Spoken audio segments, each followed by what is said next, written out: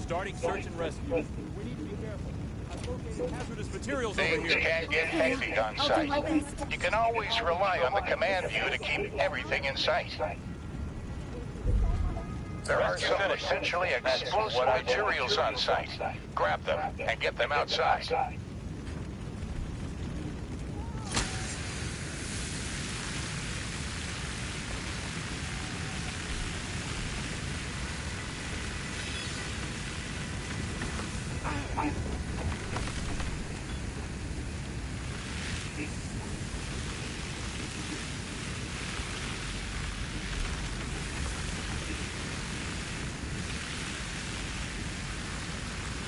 Now you're safe.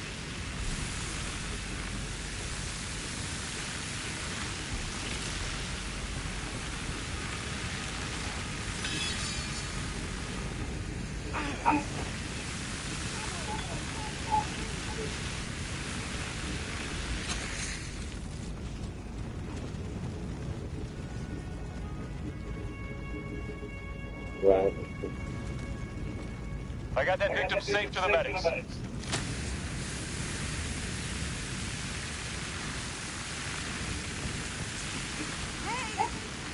Okay, but please wait for me.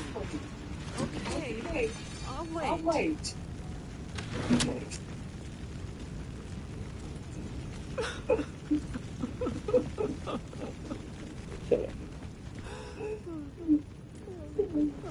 One of your squad members needs help. Get to them quickly.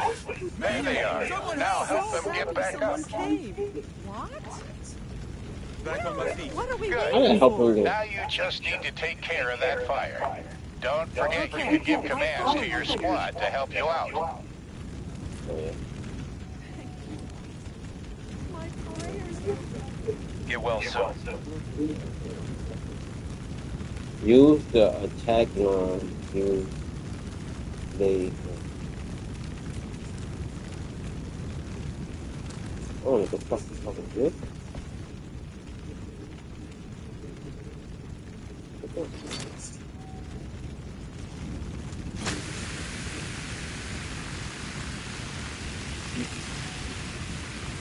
Let me get that Halligan first.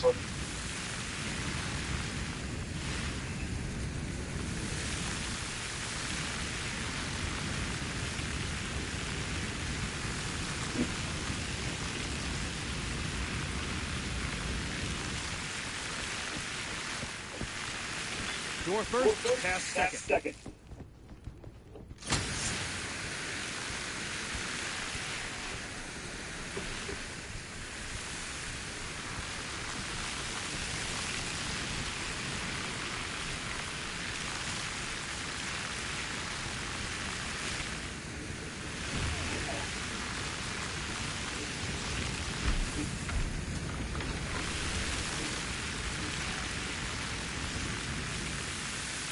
Good job for now, but enough playing around. We've got a real emergency going on. Get to the mission room ASAP to get up to speed. Oh, bitch. Gotta get through this door first. Shut up.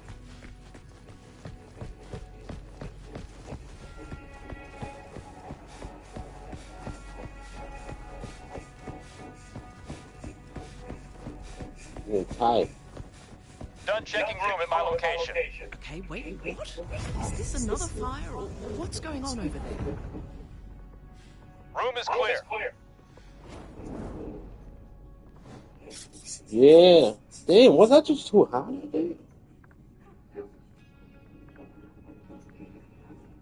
Congratulations.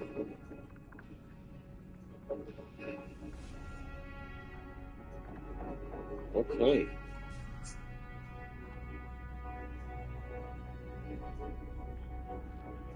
Missions are on.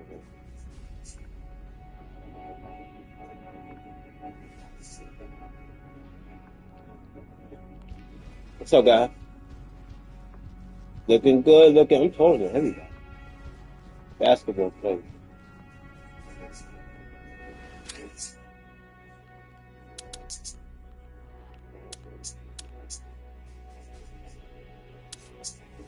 You know.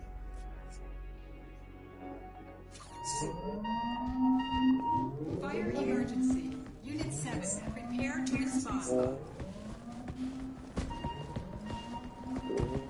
Dispatch notification. Fire emergency. Prepare to respond. Attention Unit 7. Fire dispatch alert. Respond immediately. I could drive. Fire call alert. Unit 7 to your station. Fire emergency.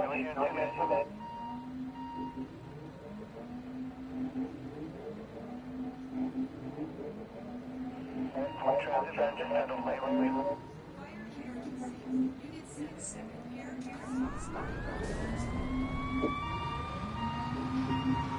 Dispatch notification. Dispatch to Unit 7. Dispatch to Unit 7. Do you copy? Unit 7 to dispatch. I copy. There is an emergency located in Riverside. It appears to be a commercial area. Anything else we should know about? There are reports of a fire. One or more victims are also still within the structure.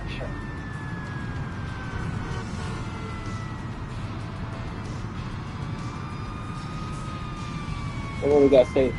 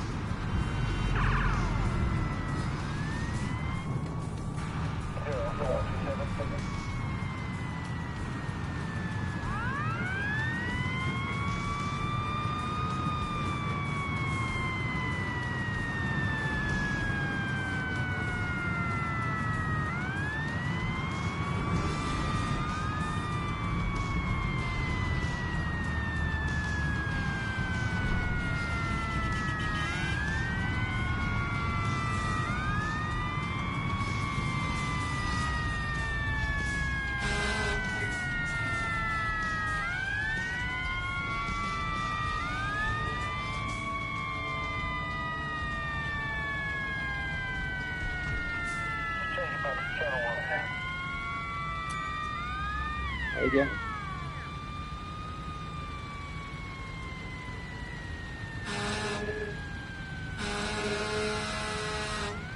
There you get the hell out.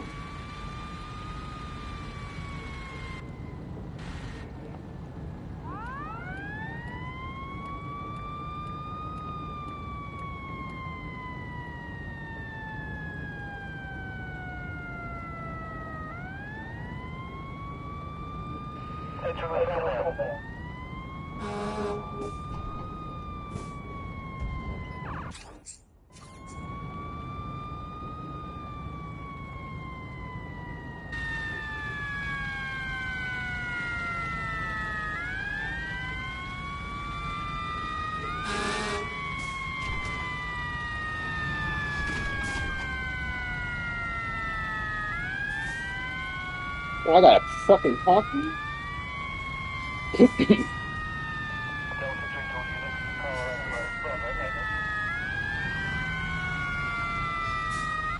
Welcome back, recruit. We have an emergency in a Solala store. Apparently, they had a big sale going on, and the store clerks couldn't control the situation. People got rowdy, and now the place is kind of a wreck. More importantly, there is a rapidly spreading fire going on that we need to take down. You'll need to manage this site on your own, recruit. Show us that you and your squad can handle an emergency. I'm sure you'll find a way.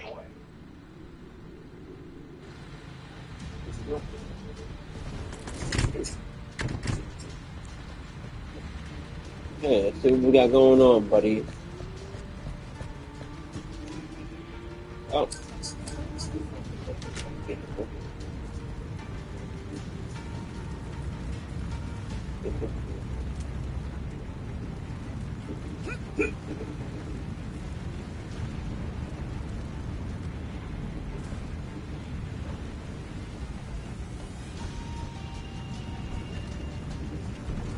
Hydrant connected.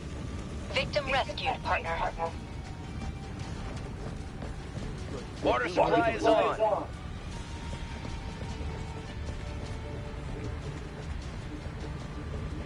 I located an unresponsive victim.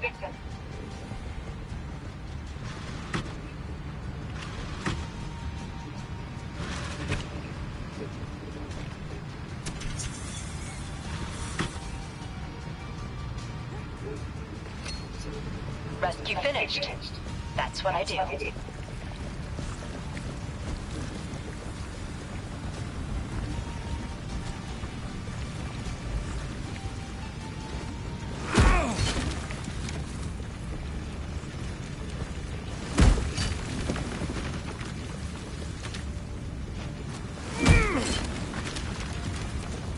Victim has reached the ambulance.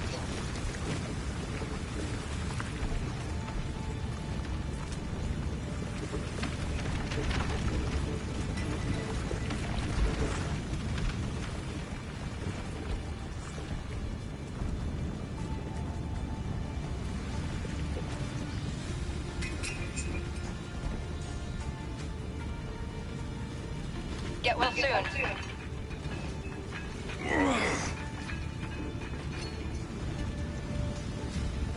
Get you out of here.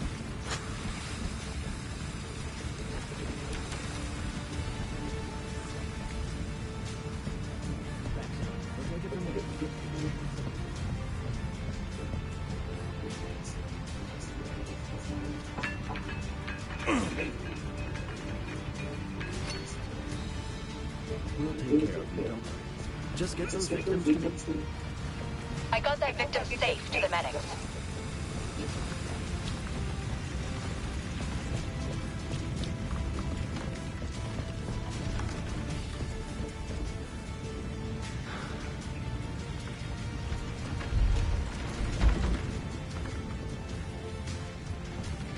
This room should be clear.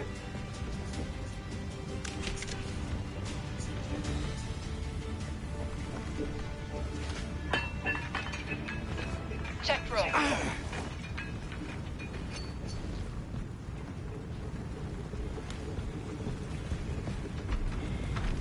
Checked everything in this room.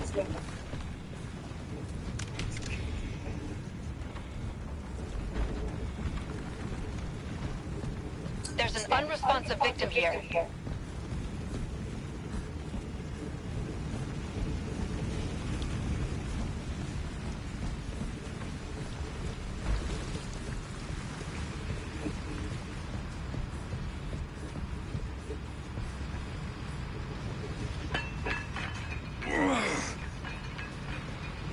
You get the victims. We'll wait here.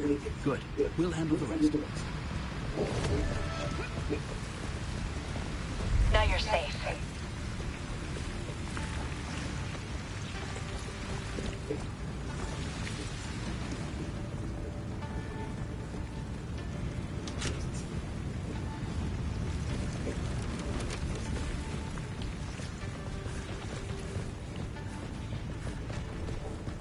This room should be clear.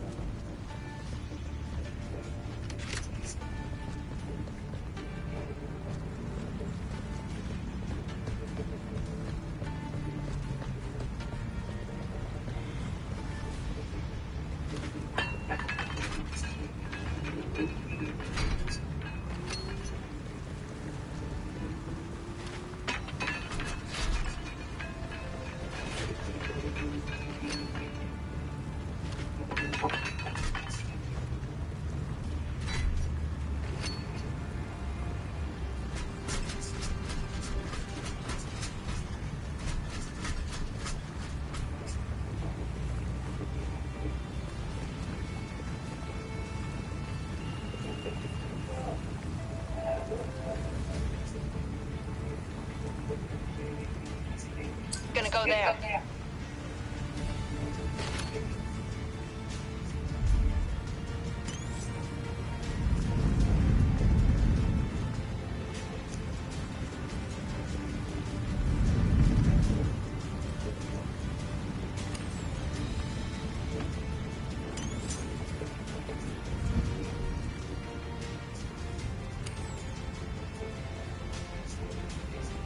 I'm here.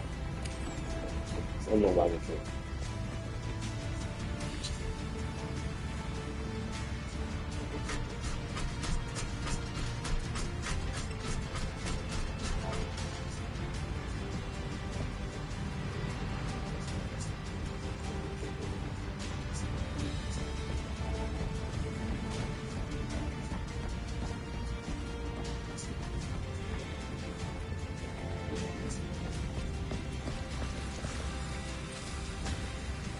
This sure was a mess, but you handled it well, recruit.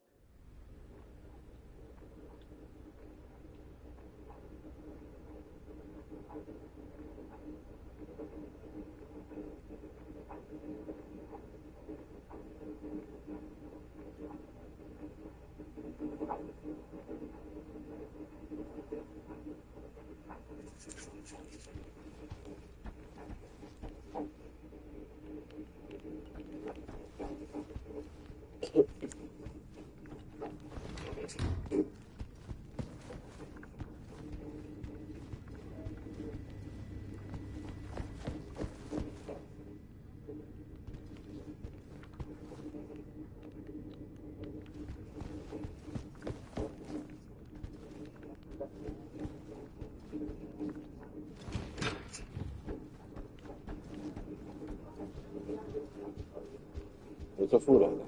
Hey, glad to see you. Hello, partner. Hey. Anyway, something in the air shaft kept carrying fire through the apartment. Next thing we know, the other side of the building was also on fire. Yes, I know, right?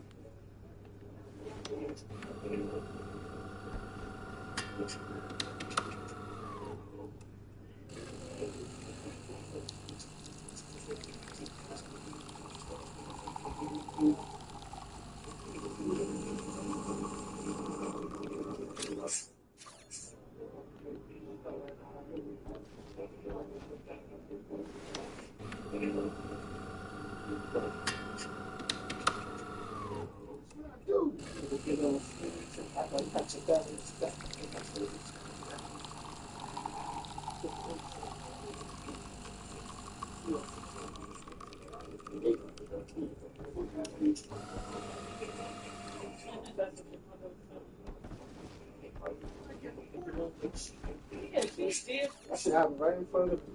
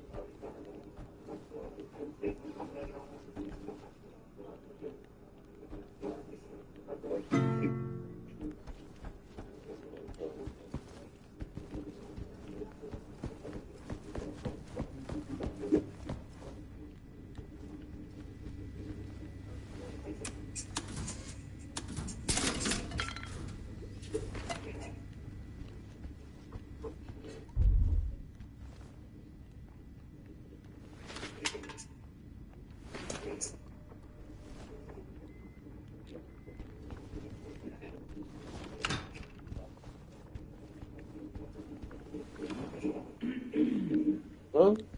You think?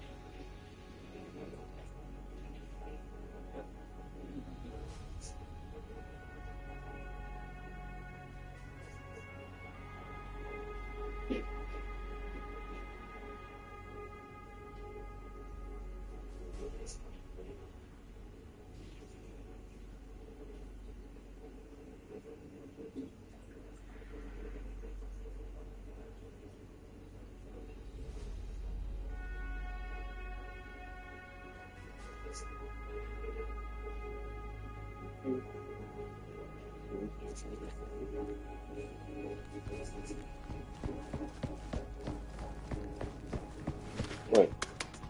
So what?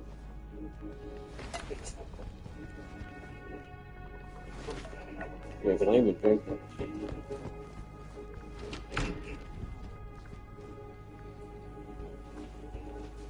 I can't even take a shower.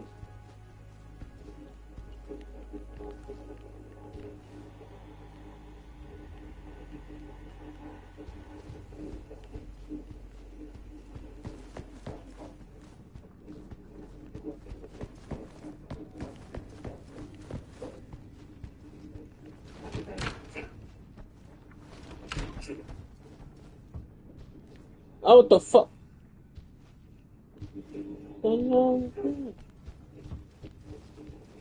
You're alive.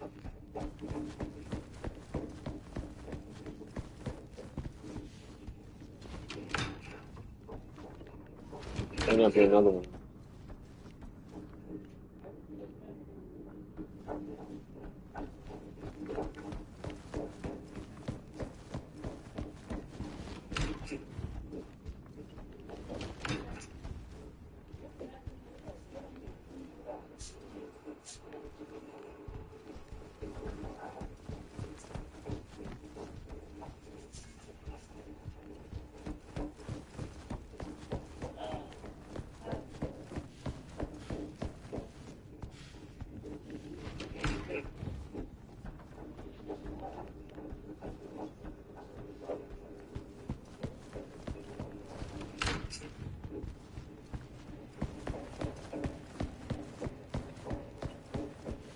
Oh.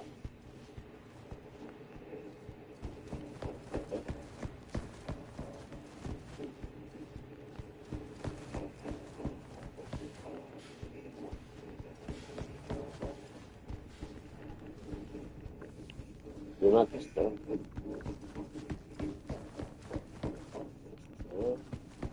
She ain't gonna work in it. She ain't really got the papers.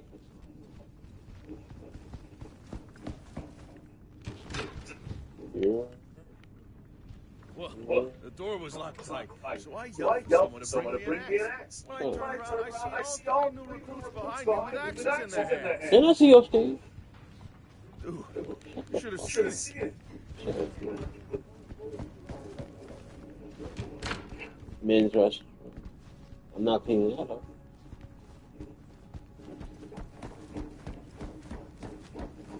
Stop. You. Perception. So y'all be having kids up in here? This guy. You watching TV. That's good shit. Understand. Where's the fire?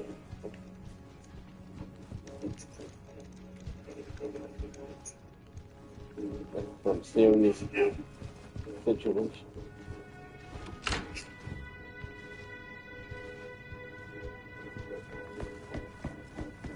Conference room?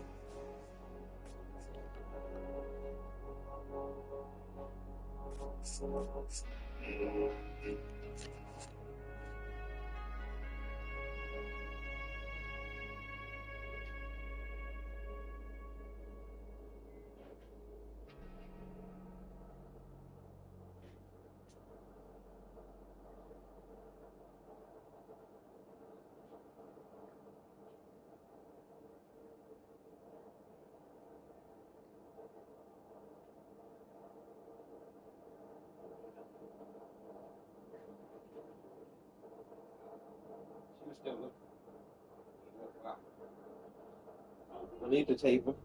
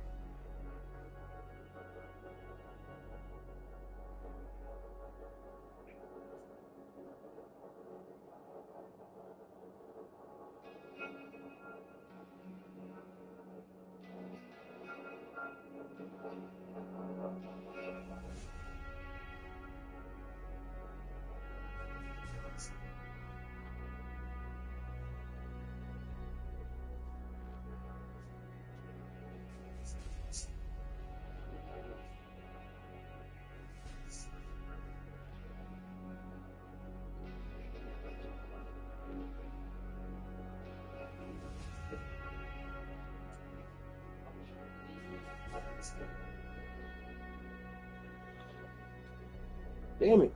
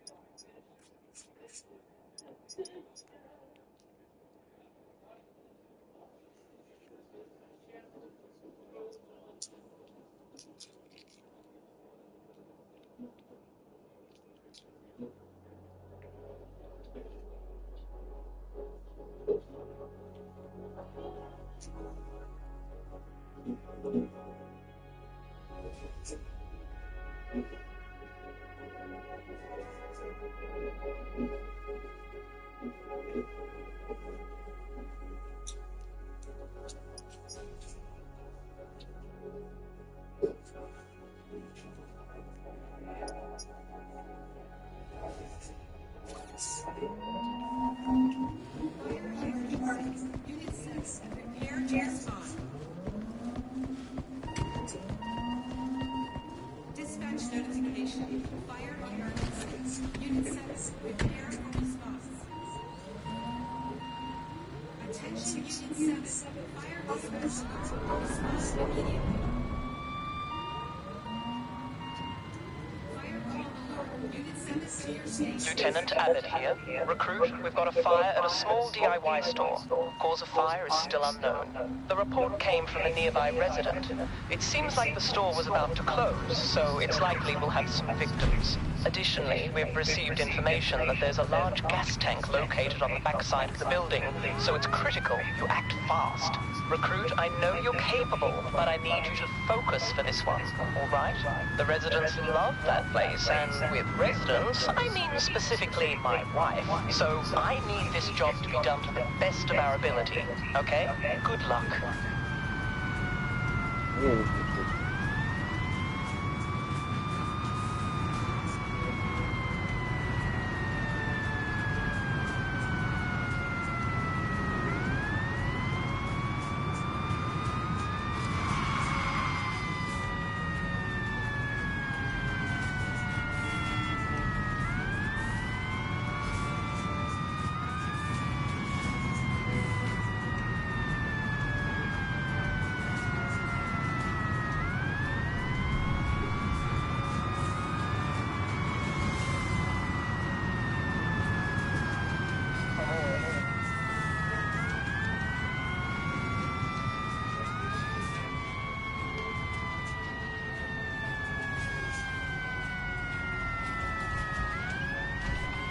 Safety over speed, my friend.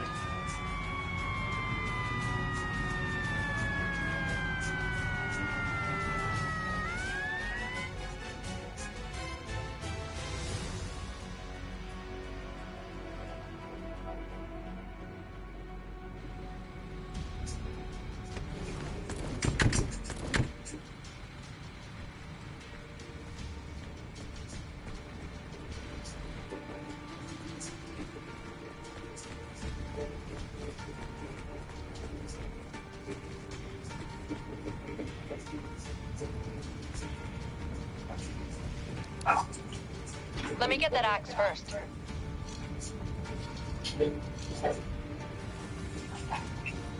Be right back.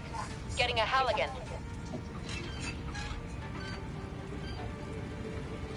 Unit 7, it's pretty dark in there. Better put on your flashlight.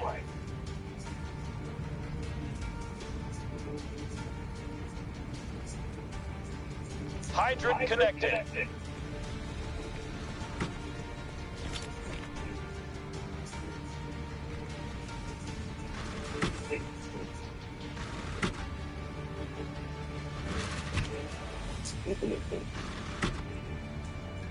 No, hit him. Give me a sec. Getting an axe. I'm losing my mind.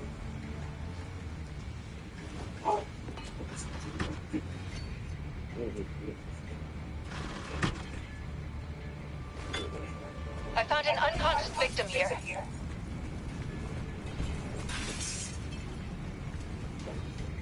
I located an unresponsive victim.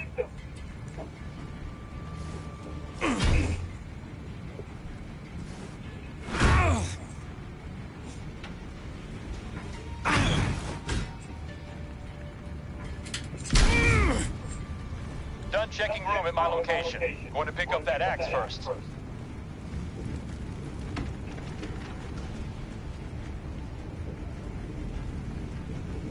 There's a victim I need to take care of first, partner.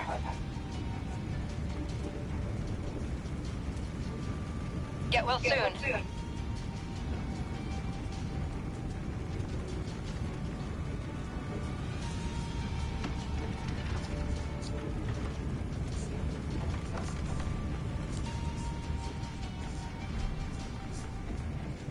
There's an unresponsive victim here.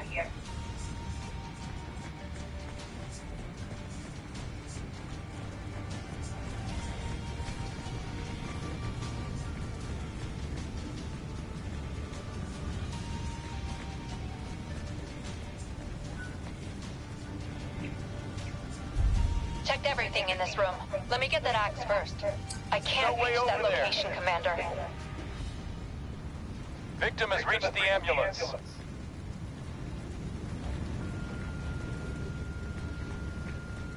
I got that victim safe to the medics.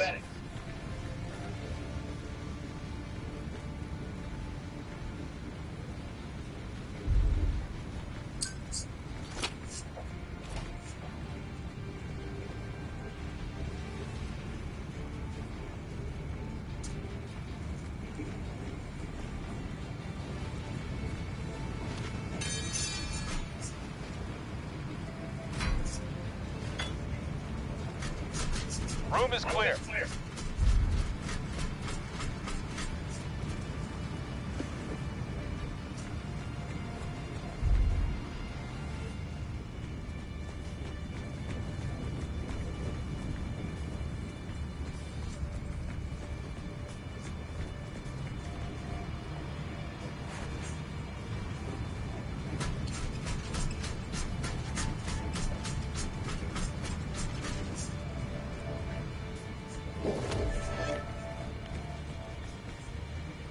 Rescue finished. That's what I do.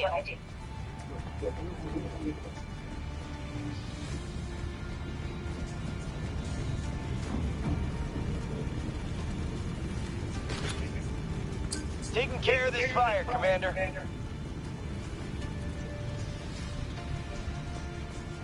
Without a truck.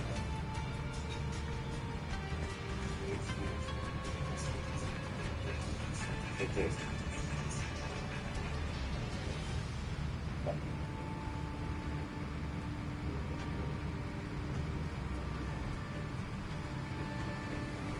Checked room.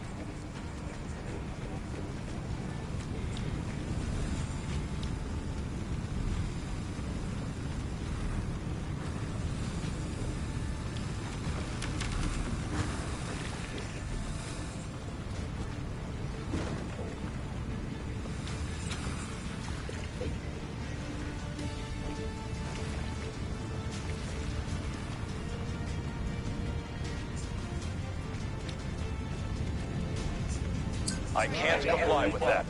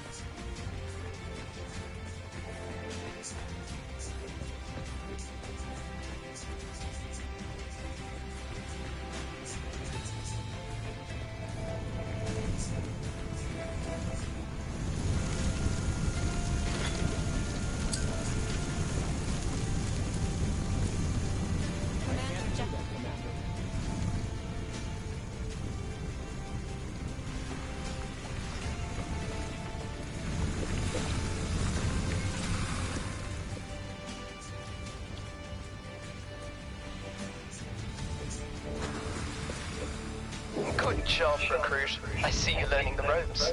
Keep this up so I can count you in for the harder stuff.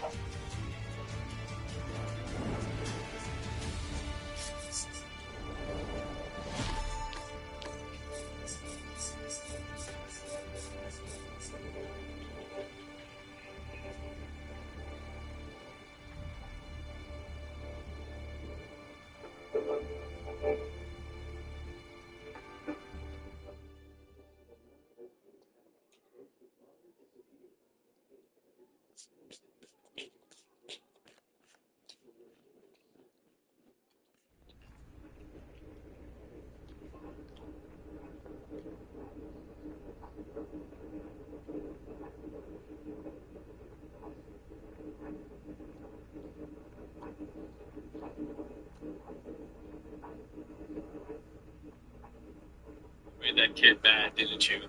Oh, you're safe here now. We just have to worry about the witches back there. Hi, everybody. My name's King Newsme. A few years ago, I talked about a silly little show called Dead Time Stories, and the video actually didn't do too bad, and I planned on talking about it more often until I lost it. It was on Amazon Prime for free, so I thought it was going to be there forever. But apparently not. So I just kind of forgot about it. It'd be like a one-video endeavor, and then I'd never do it again. But luckily, the other day, as I was going to bed, I spotted it on the front page of my TV recommendations. Looks like Roku TV has it on their streaming service now. I'm going to say this, but thanks, Roku. So why not talk about a few more episodes before it's probably gone again? And if you don't know what Dead Time Stories is, it's a show that aired from November 2012 to October 2015. Well, really, it aired But on our return, and then a whole year later, they released a random episode on video. Odd choice, but it aired on various channels like TVO Kids and Disney XD. Yeah. See, even Taliesin has some kind of deal with the chief going on. I swear they always get assigned the same shifts. I mean, like always. They got the most attention being on Nick, even though it's more just a short That'll be a late one. so much so that people think it's a Nickelodeon show, even though it really isn't. There are only 11 episodes of the show, and they are all based on books with the same name, written by the sister duo Annette and Gina Casco. But they go by the pen name A.G. I'll just have to see And into as you that. probably guessed, it was another book series that tried to rival the success of Goosebumps, and couldn't fail to do so. Although I will say, these covers do look pretty sick. They even got revamped when the show came out. Today we're going to take a look at the second episode, Invasion of the Appleheads. It's one of the most memorable episodes because of the really wacky story and acting of the episode. It's also just made kind of fun and has a few I've heard somebody was dating it. him. It was released on October 3rd, 2013, and was written by the authors of the books, Annette and Gina Cascone, and directed by David Hillenbrand. But that's pretty much all the background information I have, so let's begin to get to the episode. Oh, wait, before we do that, do you guys ever wish you had more King Newsme? Maybe somewhere he talks about non-kids horror media? Well, do I have some great news for you? I have a podcast now. I've partnered up with Ultra Gibbs and Pro Budget to recreate it. Let's split up the podcast where we break down your favorite horror movies and horror media and discuss what we would do differently and how we would survive them. So far, we have 3 great videos out with our favorite movies. Mine is the Scream one. And if you like content like mine, then you would love the podcast. It's pretty much the same thing in the podcast form. So go over there and give it some love. We'll upload the videos every week until we can get things situated and hopefully go on a weekly schedule. Okay, now let's get into the episode. This episode starts like the rest of them. A couple of kids are hiding, trying to jump scare their babies. Suspiciously, she's taking a long time to come inside. Because she's already inside. How does she do that? After terrifying the children, the babysitter sits down in a chair and pulls up the story to get ready for the kids visit. And of course, that story is Invasion of the Appleheads. And this is a long one, so they waste no time in flipping straight to the story. But before we hop into the story, I'm sure you guys noticed that the babysitter is played by Jennifer Snow, who is known for the Wizards of Waverly show on Disney Channel. Really, she's the only screen person in the show. She's the babysitter for all the kids in each episode. But the kids in this episode actually show up again in the episode. And I'm sure you recognize one of the kids as well because she is one of the most famous actresses in the world. Little baby Jenna Ortega. You probably know her as Wednesday, the Netflix show Wednesday, or Tara in the new Scream, or maybe from her as the middle. She's been in a bunch of stuff recently. You probably have seen her around. It's not like now let's hop into the story. The Prince family. They just moved to a small town called Appleton, and the parents were taking their kids on a fun little town tour. On the other side of the spent 20 minutes in Nevermore. This company famous app.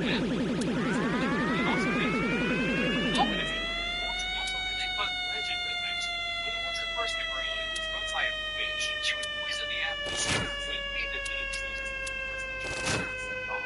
In 300 years ago, the parents of the town had enough of her. Now there's not much there to see. I could have guessed that from the driveway to the house. But the house is still standing, and it's the oldest house in Appleton. So they went from looking at a rock with words on it to an old house. I can see why they could. But hey, at least they have their totally not quiet lunch that they're going. When they pull up, they were shocked to see that there is more than just a house there now. There's a parking lot and scary decorations. Then you go to Stanford, comes to life and starts banging on the hood of their car, fumbling something. And before they know it, the car is surrounded by these creepy people in masks banging on their car. They thought it was all the show at first, but the longer it goes on, the less confidence they have. Thankfully, they are saved by a woman who is dressed as a witch, who tells the monsters to get off the car and shoot them away by feeding them with a broomstick. And seeing that the family is scared to get out of the car, she forces them out with some tasty treats. A few minutes later, the family gets out of the car and are getting ready to go on the hayride. But before they do, Miss Lawrence insisted they could see the house. While still munching on some peanut brittle, the witch eagerly tells Miss Lawrence that everyone ends up in the house some way. Then she yells for her assistant Drusilla to bring the parents some apple cider and the kids some candied apples.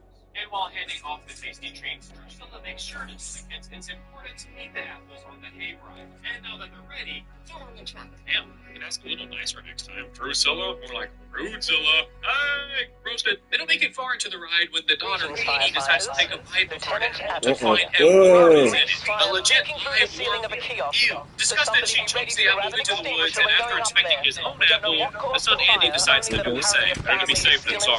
On the hayride, Katie recognizes one of her old friends from school. She tries calling out to him to get his attention, but he just ignores her and continues to pick apples for a treat. She does notice that his eyes are also very dark, and he's moving very slow, as if he were a zombie. And after that strange encounter, the family drive into a very dense fog.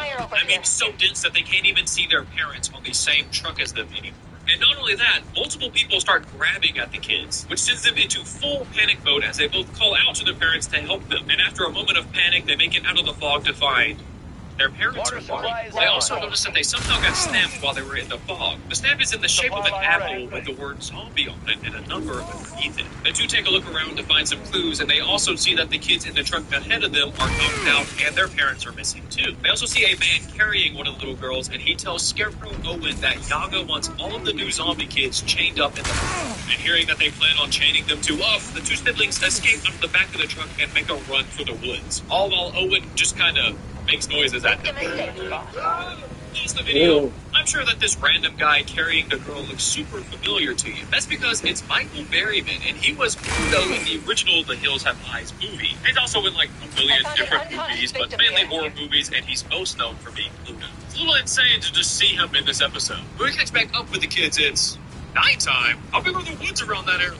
I got off the ride, it was the middle of the day. That was been stuck in there for hours. Somehow they find their way back into the parking lot of the orchard, but all of the cars are now gone. And before they can ask any questions, the witch busts out of her tiny little house and starts shouting for Scarecrow Owen because there are two missing zombie kids. And you probably guessed it, Katie and Andy are the missing kids. But luckily for the witch, Drusilla rummaged through their father's wallet and found pictures of them. Oh, that's a little cute. That's kind of a cute detail. Sadly, their parents made the kids leave their phones at home so they can't call for help. But maybe if they're able to find the car, then they can drive home. Where is the car anyways? At the bottom of the lake. Of course it is. Well, the kids are going to have to find a way to sneak home without being caught, and it's going to be tough because the witch has everyone in town looking for them. And sadly, the kids don't make it very far before triggering the security system and being trapped by an electric iron gate. Jesus, dude, they're kids. They're not a freaking bear. What kind of Jurassic Park fortress is this? Thankfully, the kids are able to hide in some corn stalks for a second and let the witches by before they go into the gift shop to find a security off switch. And before we move on, this is the oldest house in Appleton? It looks like a quarter-wide trailer, dude. I've seen sheds bigger than that house. I don't know if they thought the kids watching the show would be really stupid and be fooled by the fake upstairs they have on top of it or what. I don't know about you, But I'm not letting a witch with a 50-square-foot house trick me. When they make it inside, they find the electric panel almost instantly, probably because the house is 200 square feet total. But Katie doesn't know which switch turns off the security stuff, so she just turns them all off. And as she does that, Scarecrow Owen notices that the front door is cracked open. So the kids quickly hide as he takes a quick look around and places a piece of paper on the counter. Coincidentally, the paper is an exact layout of the electric panel, so the kids know which switches to turn back on. It's almost like Scarecrow Owen knew what they were doing and is trying to help them. We need to be careful. There's an electrical Yeah, I already do that. But before they fix the electric panel, Angie finds something horrifying. Kind of horrifying. We'll handle the rest. If you're a kid. So glad He finds a collection of Checking apple room head by location. and each one looks like a person from their town. Like their school's principal, the butcher, the parents that they spotted on the hayride earlier, and even worse, their own parents. And this is when the kids finally conclude that... But then we take a quick break from the story and go back to the babysitter. The story is actually freaking the kids out a little bit, so the sitter offers to take a break and have a snack. But what kind of snack? It'd be like an apple. I got that dictation to the medics.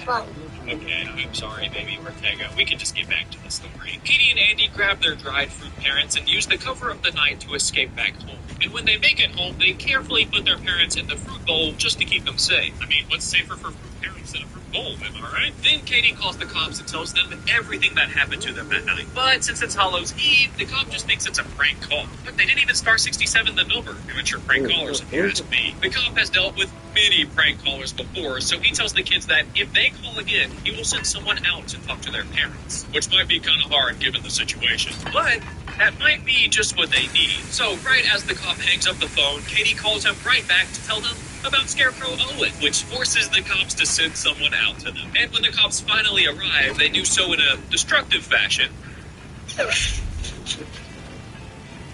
Those cops just ran over our guns. But they are excited to finally have some help, so the kids run out to the car to find the cop has been drinking apple cider, and he too has been turned into an apple head. And with nowhere else to go and no one else to call, the kids sit down to discuss ways of fixing everything and saving everyone. They come to the conclusion that every apple in Appleton is poisoned, and if the kids eat the apples, it turns them into mindless zombies to work for the witch. And if the adults eat them, then they get turned into apple heads. And they agree that maybe they need to do more research on the story of the orchard to find clues on how to stop the witch, who is named Yaga, by the way. But their mom put parental controls on the computer, so they're going to have to do research the old school way, aka reading books at the library. And for some reason, they wait until the next morning to go to the library. I would be worried that the witches were searching for me, because they are, and then they were going to find me and kill me. But hey, you do you, kids. When they make it to the library, they find that it is empty, which probably means that Yaga has trapped everyone in the town except for them. And while looking for the Appleton history section, the kids find the poor librarian was turned while putting books back on the shelves. Is there anybody in this town from coffee? Which explains why the doors were unlocked to the library, but nobody was inside. After a few minutes of searching, they finally find the section they were looking for, and they stay there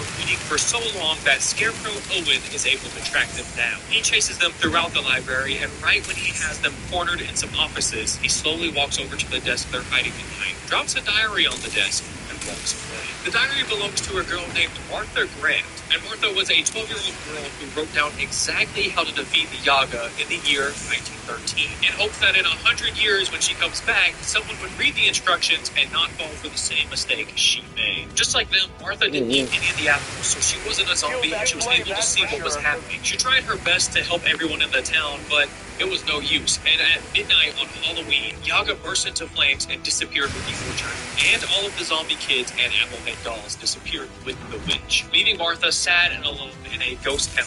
Ash. But since Owen knows that the kids are in the library, they decide to go somewhere safe and read the rest of the diary. And when they step outside, they see that every kid in the town is now a zombie, and they have been ordered to gather all of the Appleheads and bring them back into the orchard. And seeing that the zombies are gathering all the dolls, the kids rush home quickly in fear that their parents will be gone when they get there. Luckily, they weren't taken, and they learned that if they somehow make the Yaga drink her own poison, then it will reverse the curse and turn everyone back to normal. But they only have until midnight to do it, or everyone will be stuck like that forever. So later that night, they sneak back into the orchard by disguising themselves as some zombie kids, which works perfectly because they already have stamps on their hands and a couple of apple heads to grant them access. And just as they make their way inside, Yaga starts yelling at everyone because they still haven't found zombies 458 and 459. Nobody doesn't even realize they're right in front of her. What happened to those pictures you had? But they take the opportunity to sneak into the house while Yaga is distracted. And to poison her, Katie pours some of the cider onto her precious peanut brittle. Some time passes and Yaga and Drusilla come back from the search, complaining that they're having to deal with another Martha situation 100 years later. As they talk, Yaga shoves a fistful of peanut brittle in her face, but instantly spits it out because she hates the taste of her own apple cider. That peanut brittle tastes like... But that was the kids' only plan, and since their plan didn't work out, Andy thought it would be a good idea to distract the witches, which only gets him captured by Drusilla. Not exactly sure what his plan was there, but like clockwork, Scarecrow Owen hears the disturbance and busts in the door and rushes towards Katie, but then suddenly turns and grabs Yaga and holds her. Owen starts mumbling something at Katie, but she can't understand what he's saying. She tries to decipher his mumbles, but time is running out because Yaga is catching fire again, which means the orchard and everyone in it is about to disappear for another year.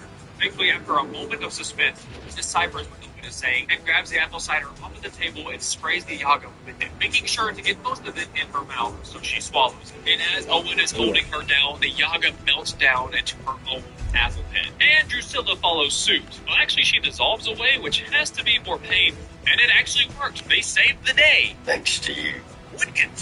It turns out that Owen was Martha's brother. Whenever Martha escaped from Yaga, she turned Owen back from a zombie to a human, and then turned Owen into a scarecrow and cut off his thumb. She then forced him to be her slave as punishment for what his sister did. Honestly, kind of messed up. Probably the most messed up part of this whole episode. But thanks to them, Appleton is safe from the witch that tried to take over the town multiple times. And when they make it back outside, it's like time reversed. The sun is back out and the parents are back alive, although they have no recollection of what happened to them. So the family enjoy a fun, free, not cursed hayride, and after that, the parents have one last stop for them. They're gonna visit the Appleton Lagoon.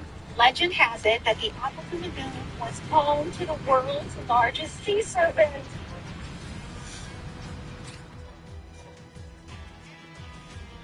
I still don't like how this show ends its episodes, but that's the end of the episode. So I'm gonna be nice to the show because if you can't tell, the budget is like maybe $100 an episode. But I do like the story of this episode. I like the idea of someone using the biggest strength of a town and making it their biggest weakness. Appleton is obviously a town that deals a lot with apples. I mean, it's in the name. So of course people won't think much about eating one. They're everywhere, and it's probably fresh and delicious. Except it isn't, and it turns you into a zombie or a doll, and that makes this episode really fun. The idea is fun and cool, but I don't think they really executed it very well. I feel like everything in this episode is really rushed, but I also felt like there wasn't a sense of urgency to resolve the issue. I mean, they tried to add some by making them have a time crunch. They had until Halloween at midnight to fix everything. But other than that, the kids seemed to not really want to do anything or solve the issue very fast. I mean, they literally slept for a whole night before they tried to figure out how to solve it. And if we're being honest, without Scarecrow Owen,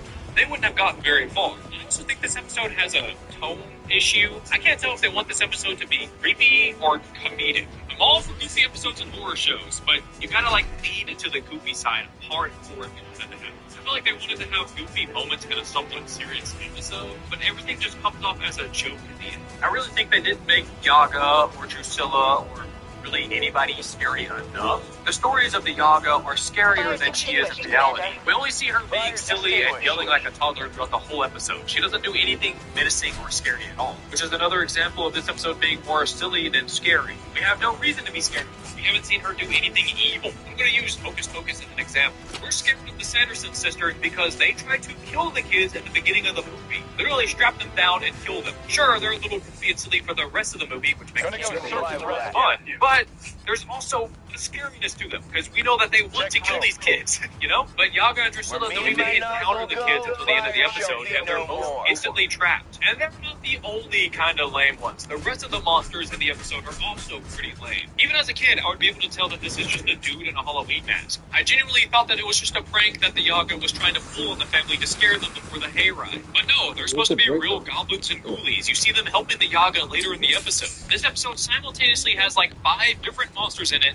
and none of them were scary. I also feel like the hayride scene would have been a lot better if they did it at night. I feel like it would be more intense and mysterious, especially if they just saw silhouettes of the zombie kids farming the apples rather than actually seeing them and spotting somebody that she knows. That also would have foreshadowed the zombie kids a little bit better when they showed up later in the episode. And the fog would have been a lot scarier as well. It's already dark outside and a little spooky, and then this dense fog just covers your body, and now it's dark and you can't see anything. That would have been kind of terrifying, especially if they're talking about people grabbing at you and stuff. But really, even in reality, nothing is scary on a hayride in the middle of the day. You have to do them at night. But I do really like that they turned all the adults into Applehead dolls and the kids into zombies. It takes out anybody who has a chance to fight back. Adult zombies might be pretty strong and powerful and fight back and revolt. Kid zombies are easier to control, but it would have been really fun and really creepy if they mentioned that the parents can still see and feel everything that's happening to them. They're just stuck in these little doll bodies, so they can't fight back or do anything really as they watch their kids be controlled by a witch, or if their kids fight a witch. I just think that would have been a fun detail, but I do like the Applehead dolls, and I do like that they made like 20 of them. They all look really good and awesome. I also think the sets in this episode are pretty good. I know I was making fun of the shed of a house earlier, but for such a low budget, I think they did a really good job at making a mini compound for the kids to explore and be trapped in for the episode. And all of the signs around are really well made. They look inviting and very festive. The set designers really popped off for this episode. Also, everyone did a great job acting in this episode. Well, they tried their best at acting, at least. I do think a lot of the dialogue is pretty bad, so a few lines and scenes feel awkward because the lines are weird. But I do love how the witches are over the top and super witchy. Do not mistake me saying that they're not scary means I don't like them. I think the witches are super fun. And once again, I'm going to bring back up Hocus Pocus. They remind me of the witches and Hocus Pocus in a way. I just wish they did something to make us scared of them like they did in that movie. But honestly, besides Scarecrow Owen, they're the best characters in this episode. They make the episode fun and actually enjoyable to watch. But by far the best character in the episode is Scarecrow Owen. He just cannot be beat. He is the only reason this episode moved forward. Literally twice. He helped the kids twice move forward. He's also the scariest monster out of all of them. One of the cooler looking scarecrows in 80s scarecrow thing I've ever seen. He looks way better than these Spirit Halloween-ass goblins. And I do like how on a second watch through you can kind of understand what he's saying in the episode. Like when they're first pulling up to the orchard, he's flailing on the hood of the car and he's actually telling the family to leave. It's just a fun little detail. I love it. Overall, I think the episode is alright. Dead Time Stories is one of those shows that doesn't have anything really good in it, but it's fun to watch and poke fun at. I'm sure if they had a bigger budget and more time, we could have had something really campy and fun, but for what we got, it's alright. But that's all I've got for you today. Please go check out my podcast. It's a lot of fun, I promise. Like I said earlier, we go through and we break down movies scene by scene. We talk about it. We ask questions about it. We talk about how we would survive it. They're super long podcast episodes, so they're great if you're like working or something and you just need something on the side. I have a Patreon. The $5 members get videos a day, or maybe some pictures of my cats, a Discord server, and your name right here on screen. Like the video if you like the video. Thank you for watching the video all the way through. I appreciate you all, and peace.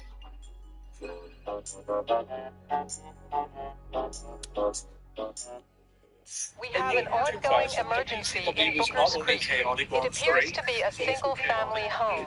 There is an ongoing fire. There are also reports of people still inside the structure. Located a victim in distress. Okay, I'll do my best.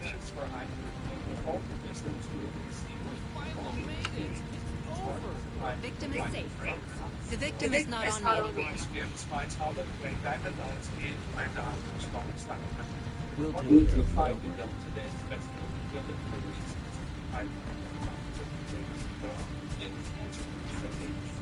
Done checking room at my location. Hydrant connected.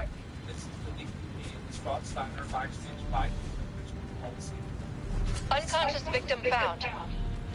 Room is clear. Water supply is on.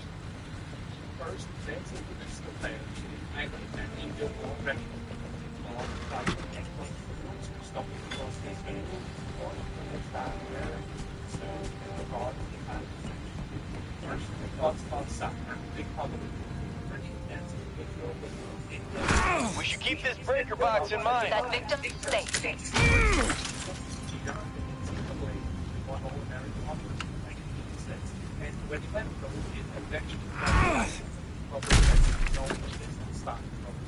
The standards were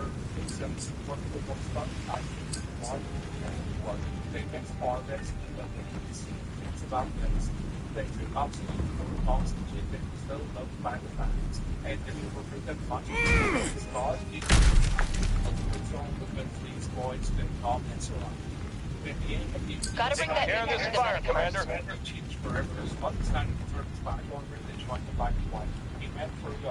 Rescue finished. That's what I do.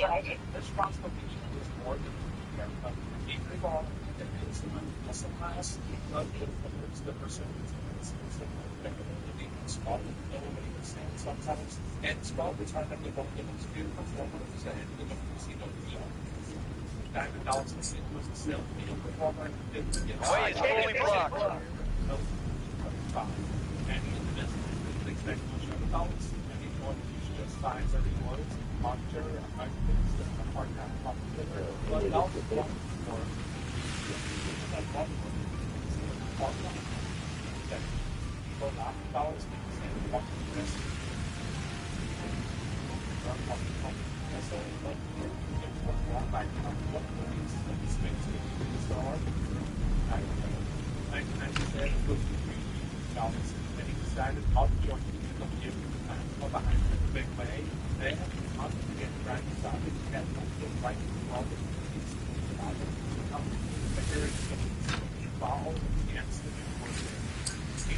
I'm gonna extinguish this. I can't do that, boss.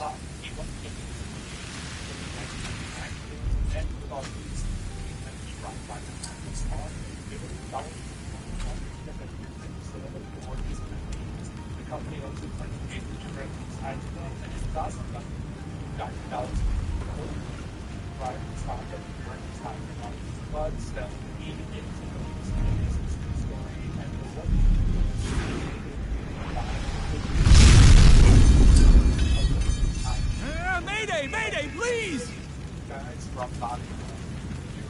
Mayday! Mayday! Move it, partner, move Unit it. 7, you need to focus on rescuing those victims. Get them out of danger.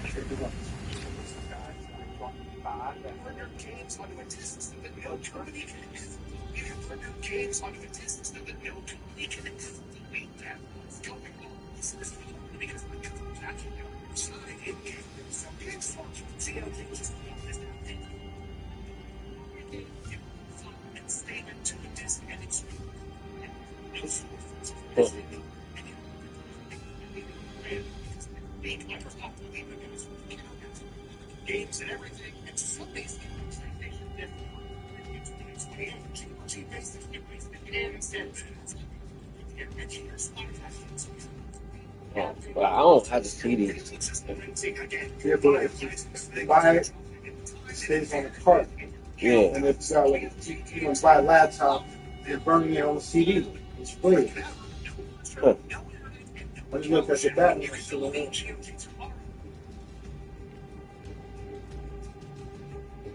The website. It's selling all 3 games for $16. Buy it, and then save it, download it, save on your shit, and then, you know, if you got a CD burning, you burn it. See? Oh, yeah. That's what I was thinking. Because right now, you get the PlayStation. So I was just talking to my brother like a couple months ago. I'm like, yo, I bought the. Once you buy the game, you should play that shit every time you want. Yeah. You can't. You can't play that shit every time you want. Why not? Because you gotta have like the network. Like you don't play the like you don't pay your PlayStation shit. You can't play the game anymore. Nah, you don't need like if you buy it on PlayStation Plus, that's one thing. I mean, if you buy it, you can play it anytime you want to. Yeah, but you know how some of them you gotta have PlayStation Plus to play it. So Yeah. you don't have you can play your PlayStation Plus. You got the game, you own the game, you bought it. Oh, but can't you can play play, but you can play cheaper on the thing. No, the shit like, you know, they take some games off, right? You know how you play the game? Yeah, but and then you can delete it and then it comes back. Well, PlayStation about to stop all that shit. Oh. Basically, you re-renting games. Basically. You know how you play it on screen and all that? Like, yeah, you buy well, it, yeah. So you can't play the whole game. You gotta have internet, Wi-Fi, and all that shit. So imagine you buy a game, you don't got Wi-Fi, you can't play it.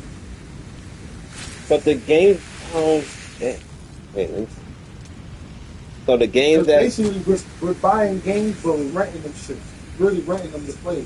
Because if PlayStation take them off the market, like take it off, it's not like you can still play it. So I won't be able to play wrestling no more? No, if they take it off. If you know how you own the game, you buy it and own it, right? Yeah, I paid for it.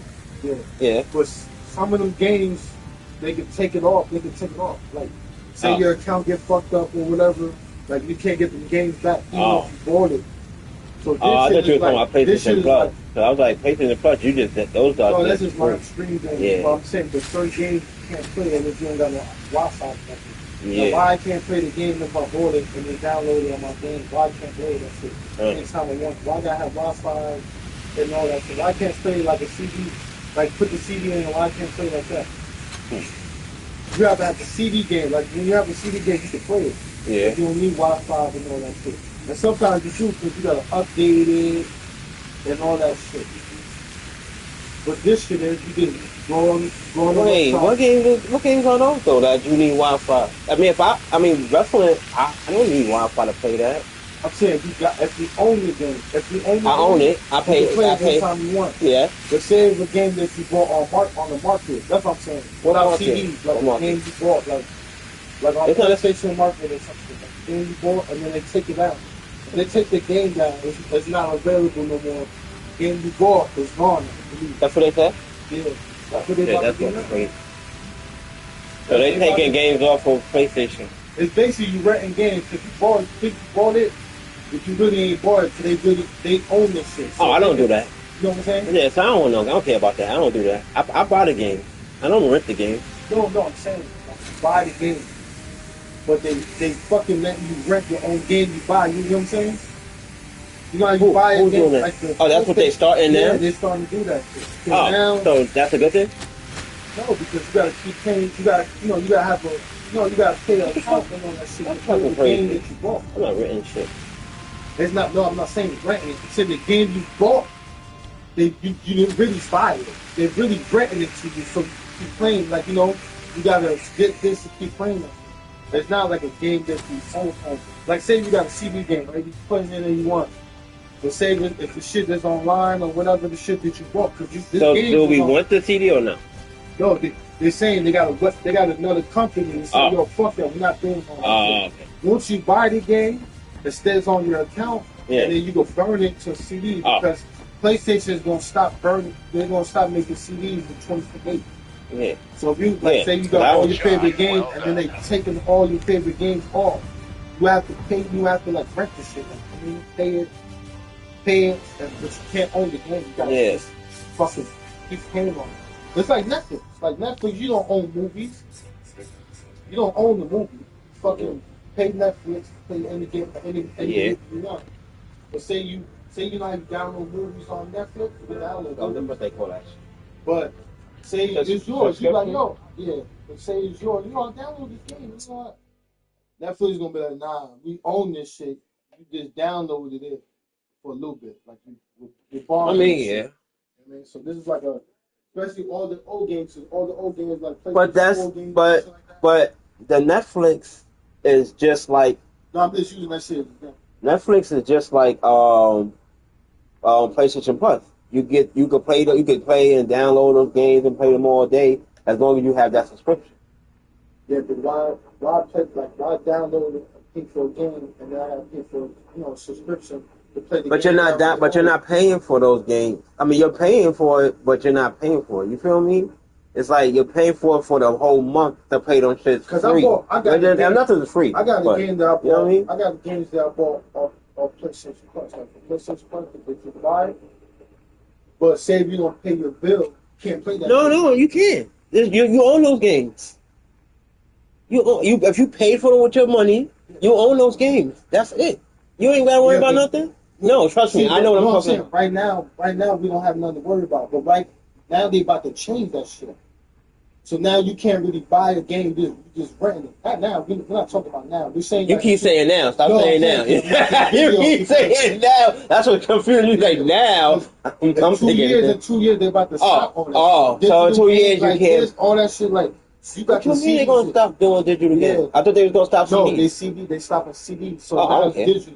Now you got the digital one. Yeah. I got the CD one. So I mean, but CDs is gonna be done. Like you can't get old games no more that's on CDs and shit like that. Yeah. You would have to download the game, do some if you want, shit, burn it I don't on care. CD. I don't care because I don't have it. But they got. I'm saying they got a website now that you can get any game that you want. I don't care. I don't have no CD. No, but you know you can put it. You can still play it. You download it. Once you download it, it's yours forever. Oh, you mean like digital? Yeah. Oh. It's yours forever. You know, like people. You know, people got the PlayStation with CDs, and they're gonna stop making CDs. So you can make your own library of burning CDs, like back in the day, like you know, if you got PlayStation 4 games or whatever, you could burn PlayStation 5 games. Yes, I know. When that shit is done, when they're not making CDs no more, you can fucking make your own. You don't see. I don't know if you don't see people be making their games and putting the covers on them on their own CDs and like, yo, I'm making my own game. Yeah. But I bought the game. So that's what I said. They're saying like the CD shit is gonna be. Yeah, I seen shit like that. And the fucking digital shit is gonna be more because they're gonna you gotta pay like double shit. You know what I mean? There is an emergency located in Booker's Creek. The site is a single-family home. We have a confirmed fire outbreak. Also, look out for people back in the trapped day. inside the structure. Yeah. Yo, Keisha, you remember Mr. D's? Breaker box is at my location. I used to always, my father used to always go there and buy his tapes and shit. He'll burn them until like he'll make his, you know what I'm saying? He'll rent them and then put them onto tapes and shit. Exactly. Like you said, rent them and then burn them. Rent them, burn them, and you can have them forever. Well, like I said, CDs stuck for me because my father had so many. I had so many games, and they all end up scratched up. So, yeah, that's why I don't care about CDs, man. I love the digital shit. I'm cool with that. Victim has reached the I'm a computer kind of guy, so I know how to, you know what I'm saying? If I need to save my shit, I know how to do The that. door is blocking my way. But CDs, nah, them motherfuckers get scratched, that's it. There is a grease fire over here. Be careful. Especially if you got kids.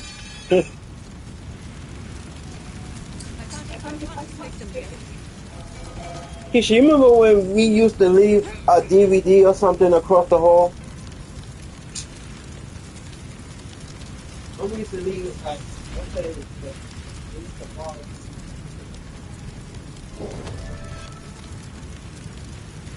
That victim safe.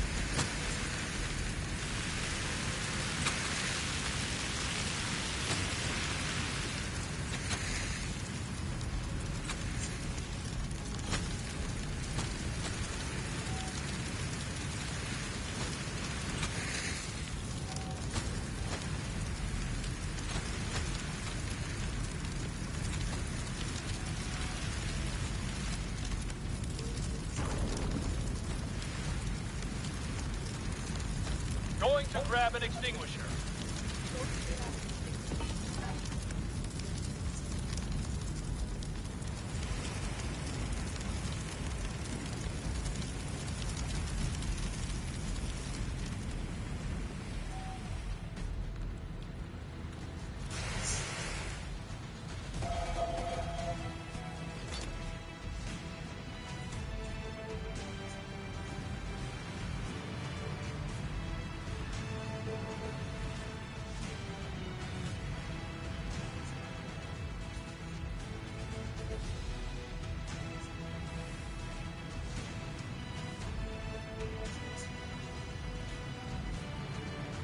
Site is clear. Situation is under control. Yeah, pass the game, big boss.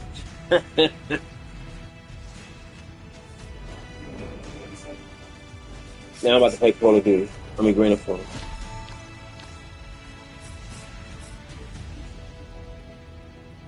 At the end of the day, I just feel like this isn't the best idea. I appreciate the fact that you're trying to fucking clean, but we all know you're just cleaning shit for views. It's either that, or it's that your species wants to clean so bad, and that your complete lack of house is so bad, that you're just willing to clean fucking anything, even if that means the dirt outside.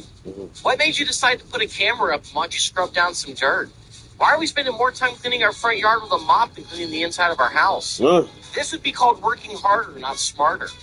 And no matter how many times you scrub this, it's always going to still be dirt. Being broke sometimes will make you do some creative things. But I'll at least give you credit, at least you're not panhandling. At least you're trying to look busy. Kind of like the same shit we do at our jobs to make our boss think we're actually doing something for the day. At the end of the day, I just... Maybe God is allowing me to go through. We did not come this far. Oh!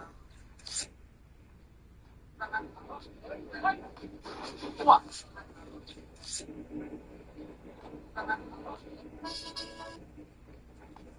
One thing about me is I ain't clearing up shit. I'm not explaining myself to nobody.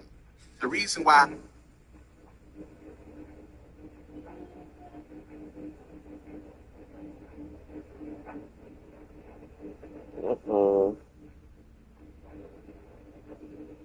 All I know.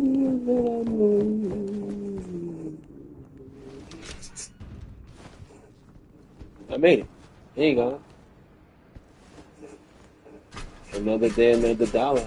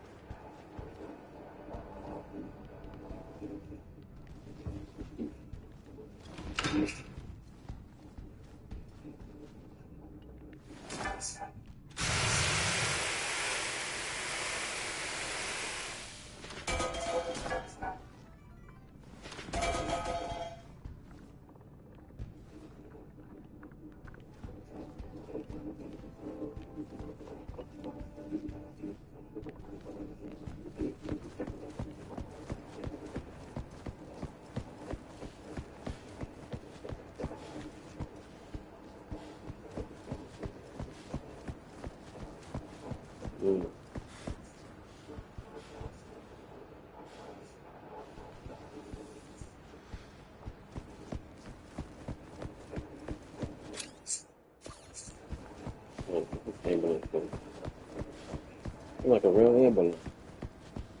What the ambulance doing?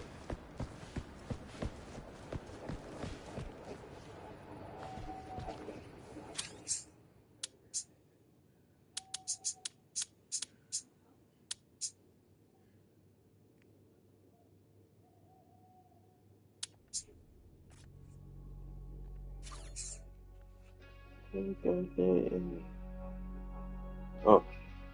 So can I watch it, bro? We have an ongoing emergency in Riverside. It's a house in a residential area. We have confirmation of a fire. One or more victims are also still within the structure. The site is also storing possibly flammable liquids.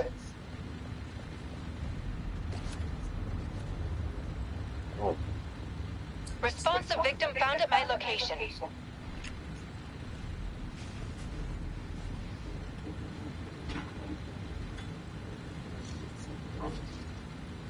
This dog got an extra light in this motherfucker stuff.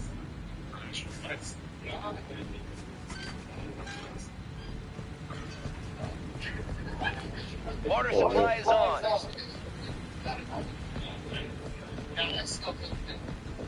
Supply line ready.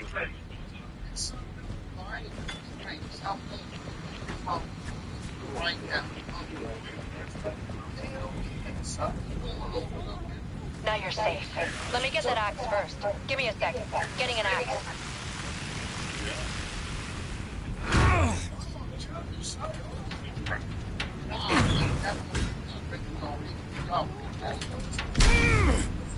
you're offended that they had to light you more because you're alive?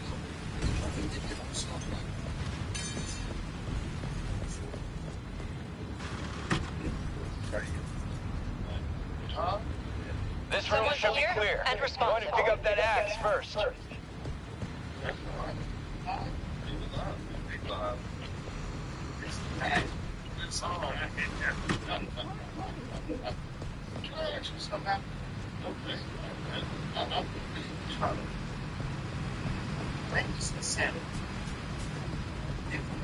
Victim has reached the ambulance. After they tried, they put shit in his mouth, so they had the whole. And there's his points. He said, he was talking to him, and whatever they did, they went back somewhere, and he made Located a conscious victim. Watch out! Electrical fire at my location. Gun checking room at my location. Located a victim in Room distress. is clear. Was collecting the guns from his homies and taking the gun and put them and it's basically that some of them was to read and then they were able to money and take the money and distribute it to the homies. So I mean, he's trying to that's what they give this candidates and saying they what's going to be candidates in race. All the situation he said happened on how they got it fit back in what it was, right? But it says, you got good for the games, right? I said, I've never seen it in my life. Victim is safe, boss.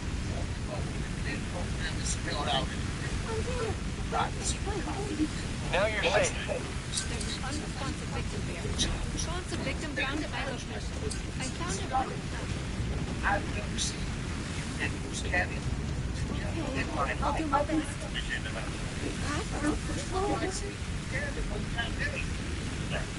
So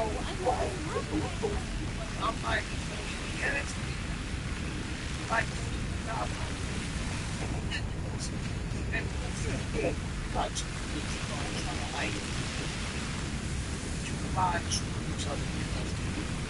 That victim is safe.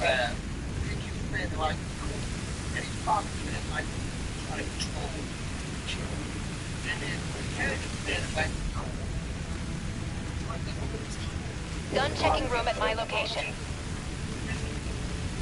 Rescue finished. That's what I do.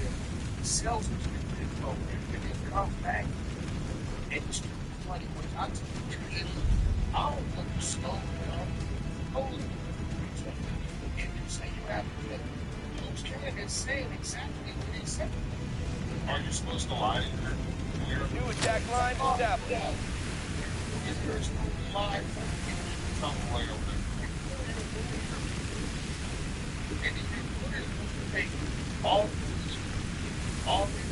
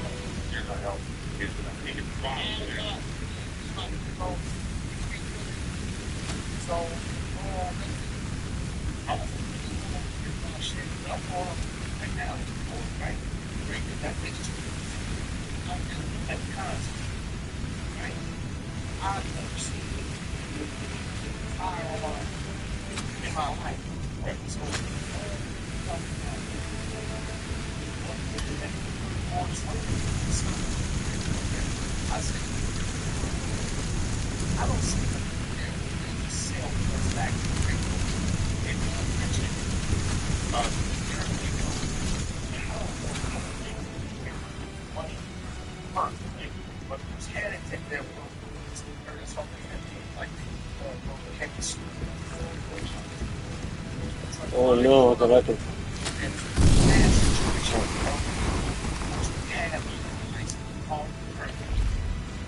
the attorney saying is who's headed in all this case. But attorney is seeing everything as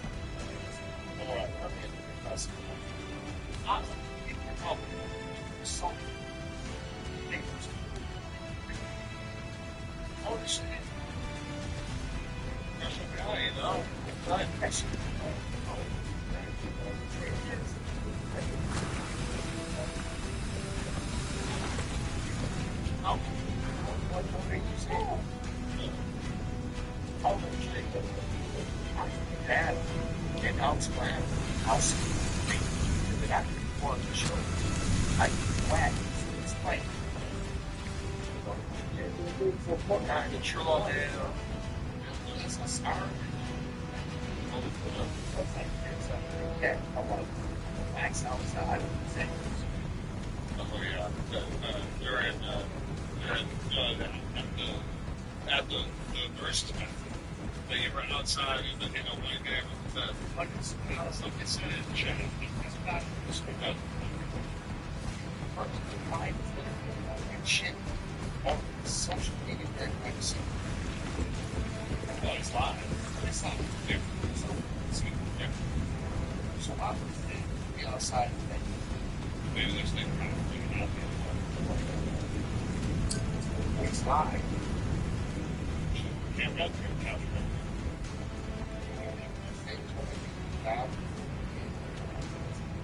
Is that that? Absolutely. And the problem with that, trying to end up on barbecue at the office. You I'm not in. Oh, it's really dangerous. Maybe we're going to see it. It's a game thing. And they have Sunday. Roll it up.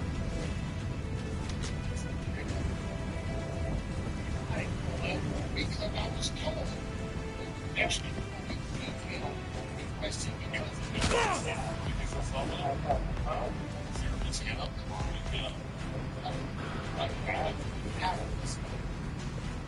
I will get paid. Everything that happened the way it happened, it happened for me. Thanks for the question. And all I'm going to tell you, and I was the last everything's perfect on it. Something is by the strong chunks. Yeah, so I should that's all.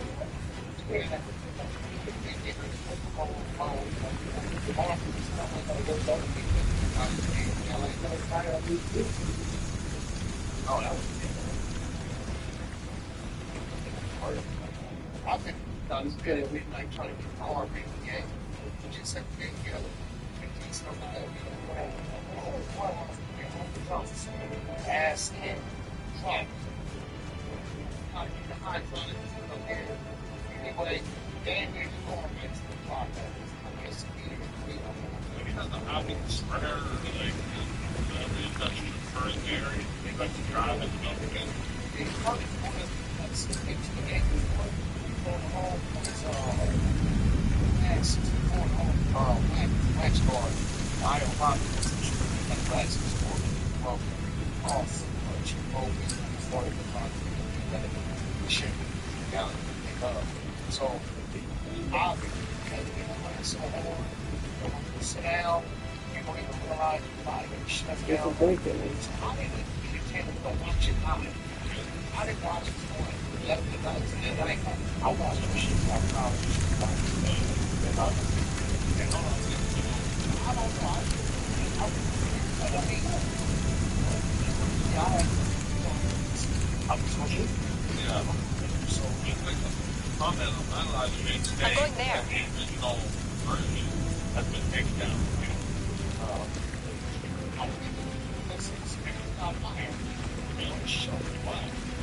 And that just happened. Yeah. Okay. That just happened. I'm not sure what this is.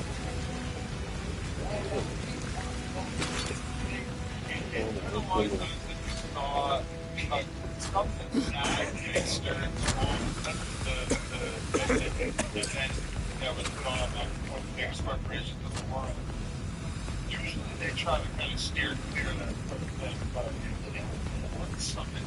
And not only that, maybe they could stomach it, but it was from something like, I would say,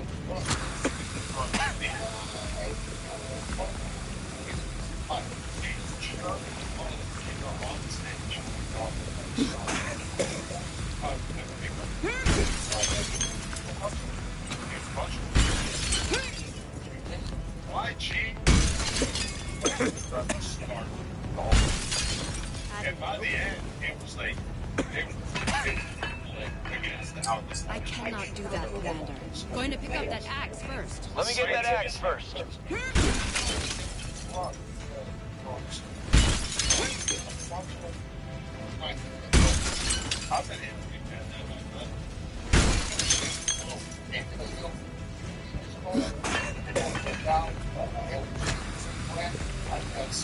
Outside the car.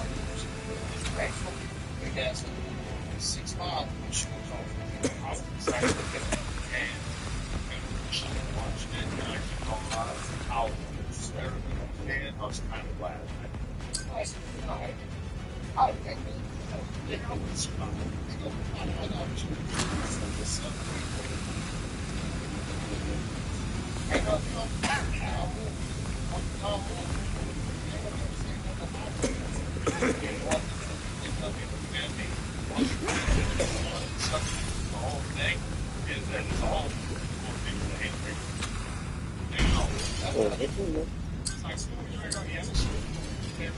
like drink those proxy? No.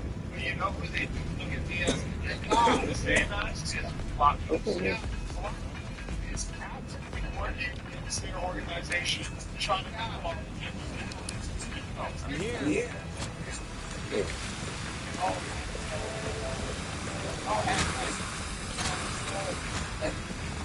Like it's kind of the zone.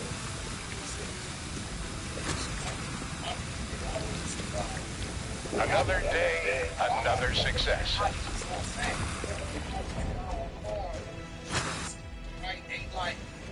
Oh, just about Draco.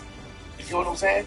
They had a coalition, anti-Draco coalition. I mean, you know, those people that talk about that shit will put their dumb ass, that's on them, and they seeing what's going on because the California Highway Patrol is picking them up one by one. I heard OD himself, stupid ass, say, I don't believe they went to No Jumper is Cap to this California Highway Patrol. First of all, that was at a park. All parks are CHP.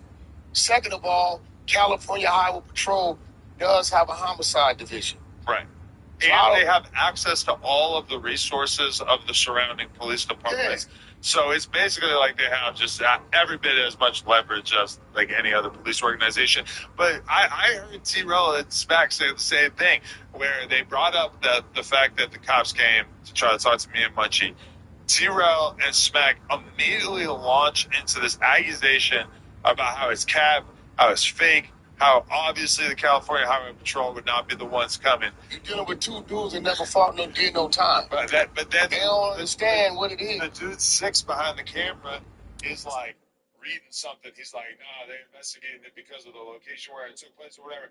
They just immediately move along in the conversation like they didn't just accuse me of basically lying on my dead homie for clout. Munchie lying about a situation that basically puts his homies in danger for clout. Like, the idea that both of us would do that is so stupid, and these dudes are such bad podcasters that they just immediately adopt this insane conspiracy theory and then just immediately dump it off because they don't have a single brain cell to share between the two of them. And this shit then got a little more serious than I thought it was going to get, because now this is real shit. That case been cold at least 5 years, right?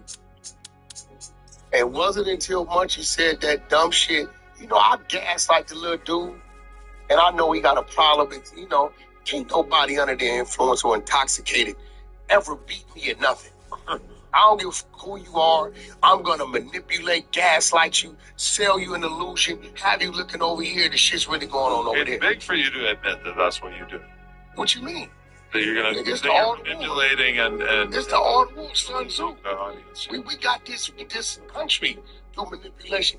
They paid $15 million for the 11 Western states when it was Mexico.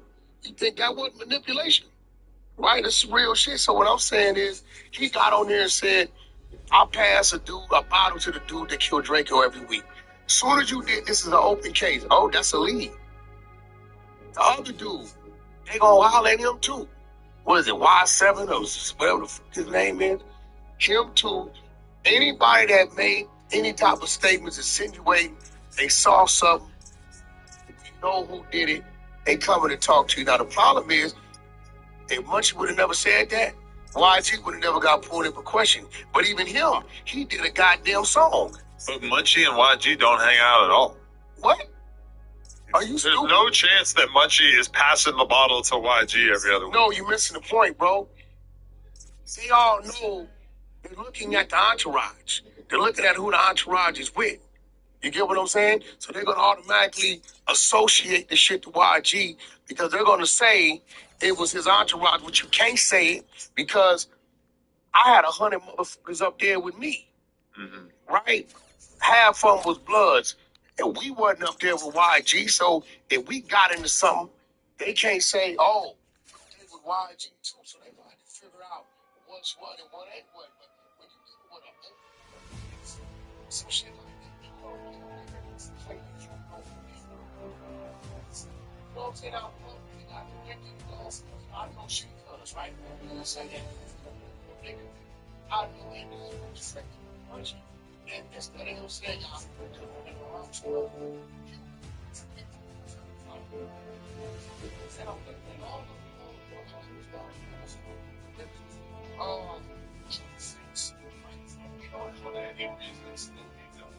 statements actually trigger any sort of incident. Actually believe that it's how garments they don't. They had no rules until this man's name was the rocks they got believed. Said that it was Frank. Whoever traces the hero.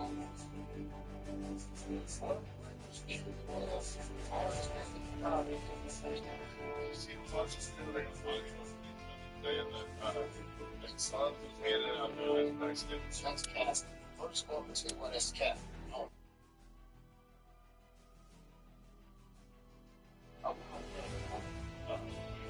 In this whole situation, there's only one person that can send me. It's not for the to say was Franco for us. Something for us. See, that's why I prefer do all a bunch of shit for him, right? If you look at he was up there with us earlier that day. Like when I said every time Wack calls somebody out of their name, he is definitely lying. Was up there. That's why I refer to the water state team and do all a bunch of shit for it, right? If you look at the video, you see a video. Couple, I want him front line. That's gloves in him.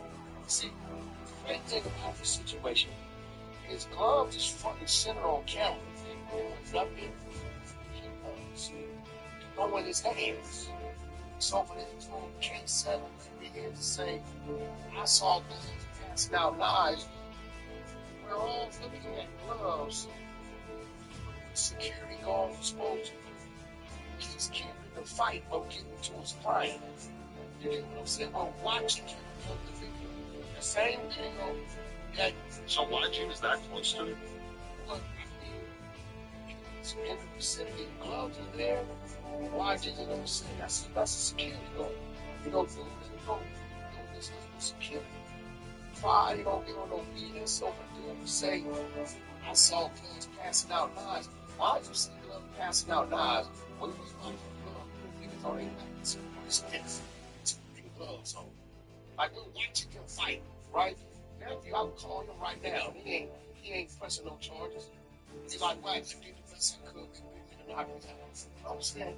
No, he ain't pressing no charges. So They're gonna just be talking K7, Y7, whatever you use. How many feet? Oh, that's even before it's about K7 to Y7. Yeah, whatever his name. How many feet away from Draco was YG? I personally couldn't see YG.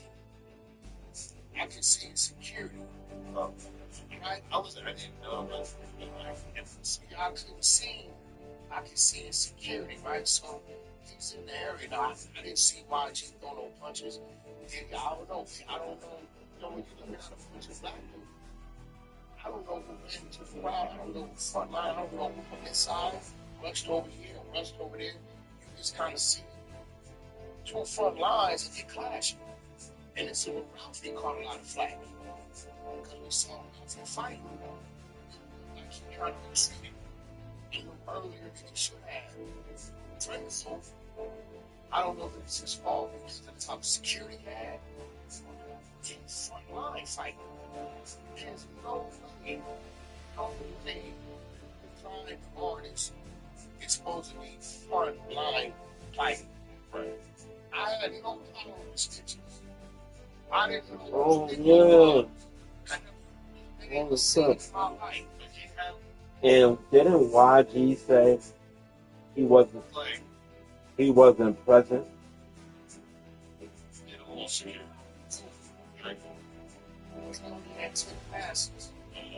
So I don't know if you recall, Breaking had that morning, but they changed the set day from like 6:30, like an 8:30 slot.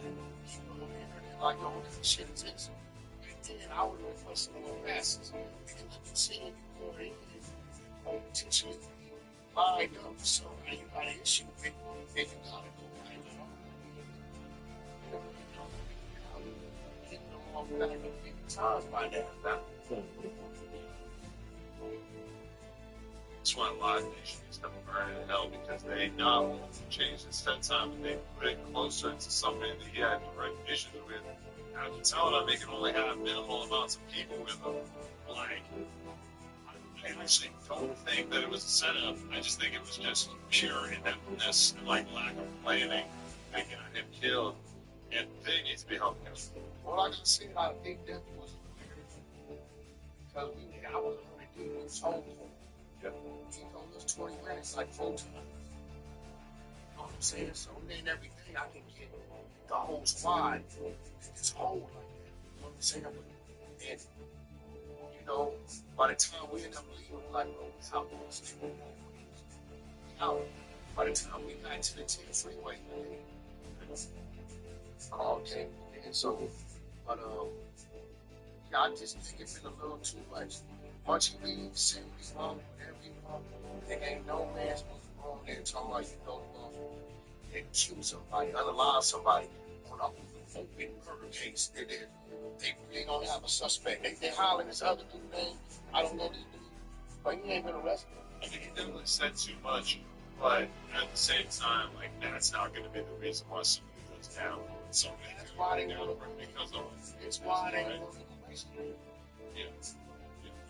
There's something in now we think this is that, you know what I'm saying? So, you know, him is with Smokey Face, and I don't like my Smokey Face. You attack this away from Draco. Now that you're mad, I'm not going to be mad about. I think he was mad because you came back. Now you go to the John Hill show and speak about what he did and act as if you never loved about it. Well, now it's loud as hell again. Yeah, it's pretty much everything. Basically, saying what you say, okay, say that was ain't nobody. But kid, there's the difference between us 40 base and a 4 extras. 4 extras just ain't sitting at the table. It's everybody that's sitting at the table. Claiming to be cool, this, that, and other. Now, whatever some shit happens, now you claiming, what about this, what about that? But it's the same thing that was already there. Just claiming to be cool. If you don't keep no time or attention, you don't mean that you ain't discuss it and bring it up. They can fall out with it. But I think that shit is all that much you can. I think once you kind of could use it, got to come back. and then Munchie came back. I think that's how they went. And it's a weird thing between them. Like, you can definitely tell that Spuddy Face feels a little bit of a way about Munchie coming back without necessarily saying anything to him. It's like, I don't know, I think Munchie, like, maybe Spuddy Face thought that they were closer than Munchie felt like they were, because Munchie didn't think twice about it. But I also just feel like with both of them, honestly, like, I've had a lot of different hosts leave the podcast over the years, but that was just like the least important reason for people to leave the podcast ever. Like, it just was like not necessary. Like, it just didn't. Nothing that like that situation did not go that level. I'm telling you, bro. When he started to think, I you this type of dude, I'm gonna go in and get inside of the oven and then do this, that. He started to think, he didn't even know, or not understanding how this works. Not understanding that people know you coming in these cameras, and they still don't know you yet because you're still not approving solo independent product. You're not that, right? So when he made it home and found out, I ain't gonna lie, I contributed because at the end of the day, James said, shit, you made it one time, make it again. Right. Since you know you wouldn't know what your man nothing to do with it, and this and that, make it again, okay? Vanish your page. I'll make it. Listen, I ain't got no problem with nobody. This number is a welcoming university of all aspiring podcasters. So, even people I've had issues with in the past, to return to this prestigious university. What is an inspiring podcast? You know what that is? That's amongst a dude that wakes up, searches the net, different shit, different things, studies the things you don't know about, you know, applies to learn about. That's different. Talk about nothing outside of LA gangbanging. Absolutely. If you came up and says, yo, so, you know, Joe, like, you gotta sit right here, just live like this. Not say nothing. You don't know nothing outside of his LA gangbanging. If it ain't. Make it strong, bro. Bro, listen, I don't know. What, Puerto Rico, my nigga? That's LA gangbanging. I feel like, yeah, I don't know. This is when I look at him and I tell him, hey, bro, I'm not you. You're a dumbass gangbanger. Why you say that way? Because I used to be a dumbass gangbanger.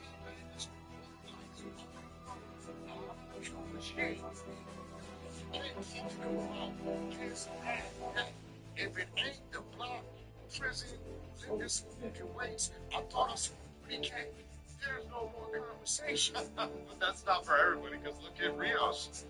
Rios comes from this tradition. I don't know, Rios. That's a fake black dude.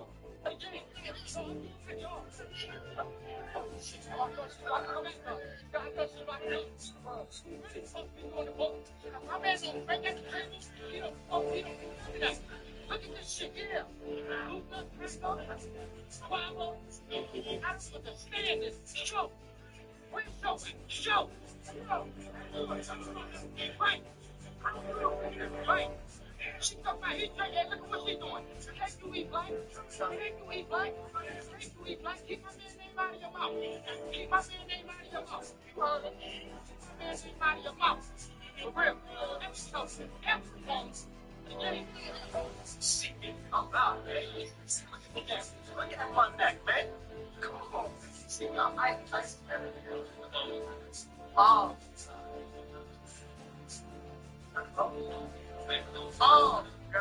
Sorry. Closer to 45 minutes.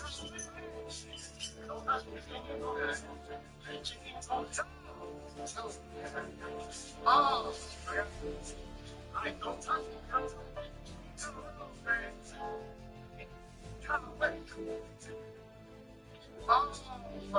God.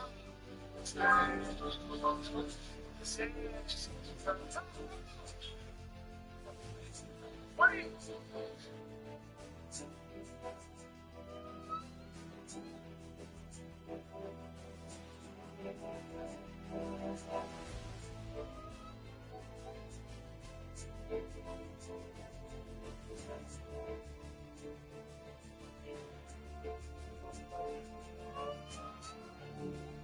It will be 2:37, and you have free Wi-Fi there.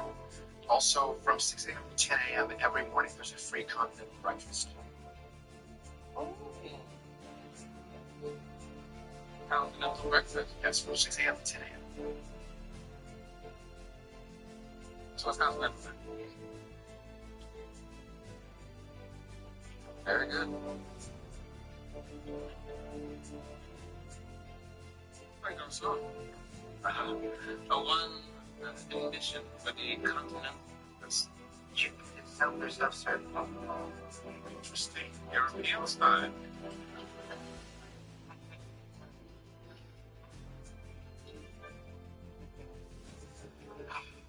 Then in Rome.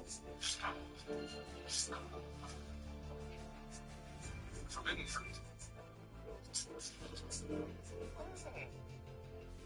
Aren't you a tiny plum?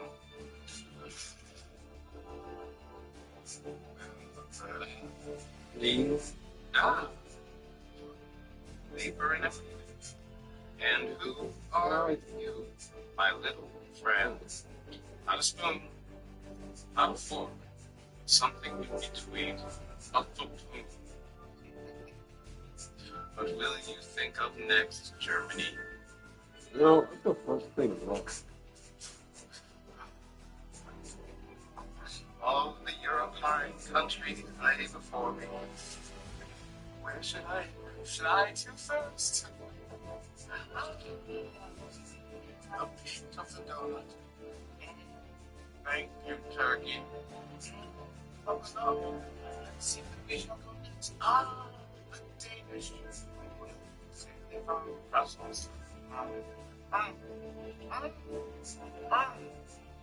Coloration. Where the yogurt flows like water. Yes. I can do but to stay.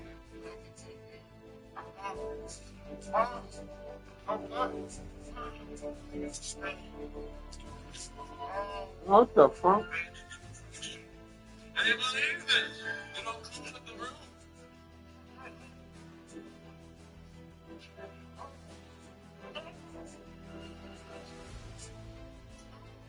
I love being constant. I love being constant. I love the senses. Isn't it?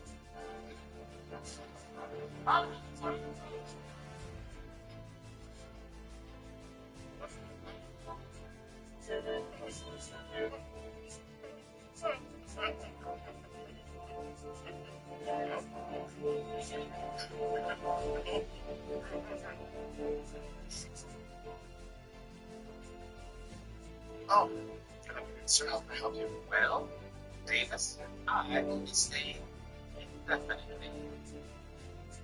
But sir, don't you know that you've always been here?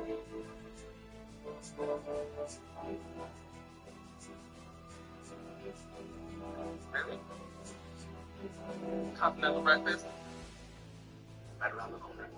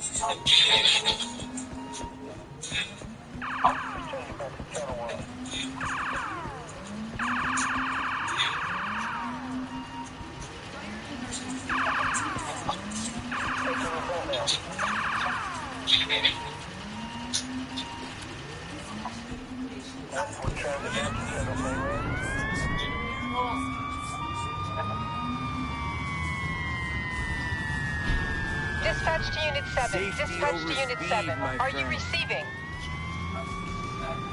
We have an emergency in Riverside. The report is for an NVA. The incident site is being secured. We have a confirmed fire outbreak. You should also prepare for potential rescue operations of any victims. An explosion has also been reported. We also have reports that there are flammable liquids stored there.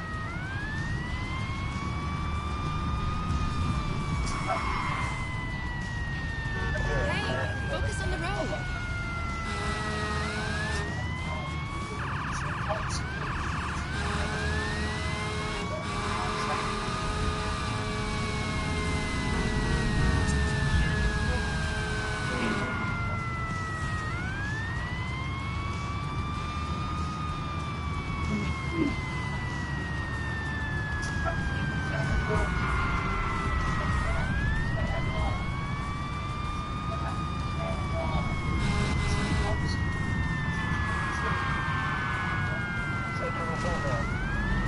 That sounded expensive.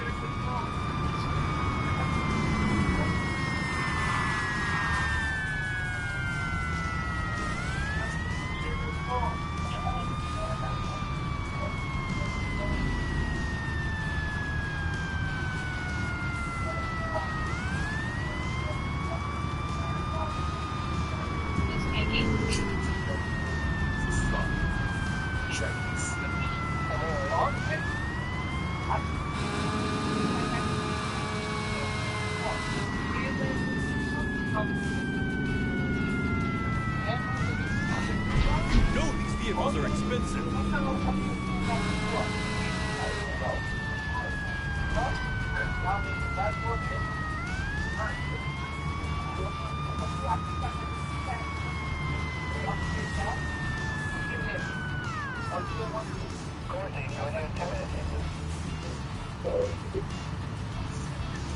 You know, hard time with that little. Let's get it, baby. I'm about to watch Reese while you play the game.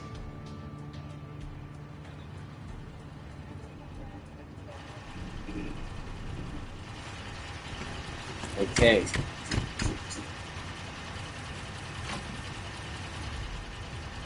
There's an unresponsive victim here. Located a victim trapped in a vehicle on my location. Whoa, we need to be careful. There's an electrical fire here. I found an unconscious victim here. I got her.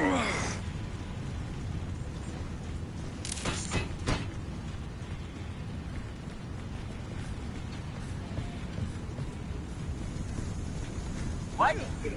Ain't no that victim's safe. Just get those victims. I located an unresponsive victim. I got from Rugen. I could get anything I want with my Aaron. Look. And then you get generational guys, you get two-way players like Travis Hunter. We'll take care of that. We'll handle the rest. Yeah. Right.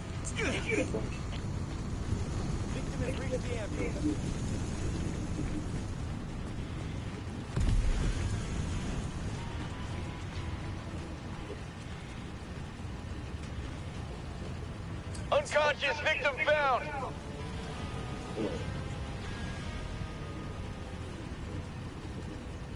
Unit 7, this fire is escalating. You need to control it.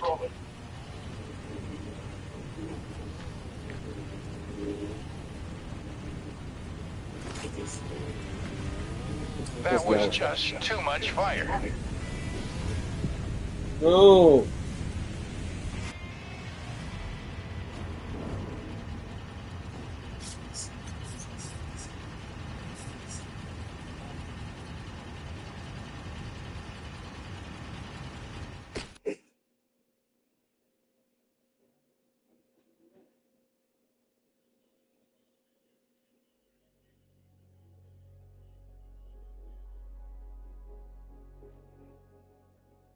We have an ongoing emergency in Riverside. We have received reports of an MVA in active traffic. There is a fire reported. We also still have victims near the incident. There also appears to have been some sort of explosion. The site is also storing possibly flammable liquids. I found somebody stuck in their car. Electrical fire over here. We should put that out. Discovered a victim trapped inside their vehicle over here. I located an unresponsive victim.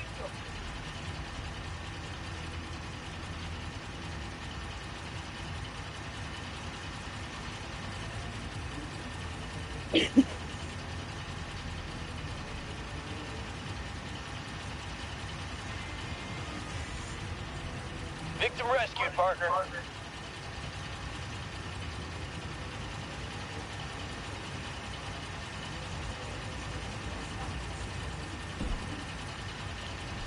There's an unresponsive victim here. Oh. Alright, let's do this.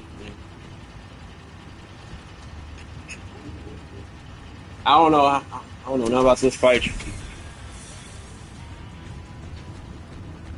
Someone get over here. Mayday!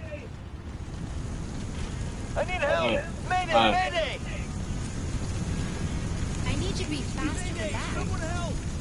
Unit 7. It's electrical fire. So, It's getting out of control. what's the other fire hose?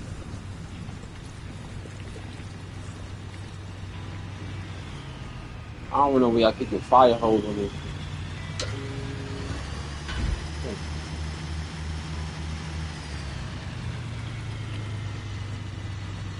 Anyway.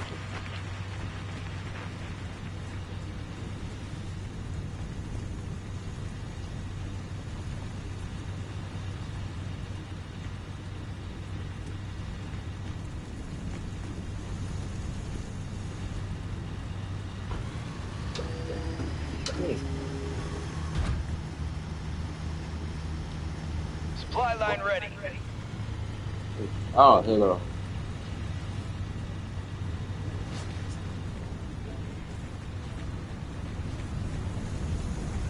You'll need a hydraulic rescue. Oh, You guys should oh. have some in your truck. Give it to me, give it to me.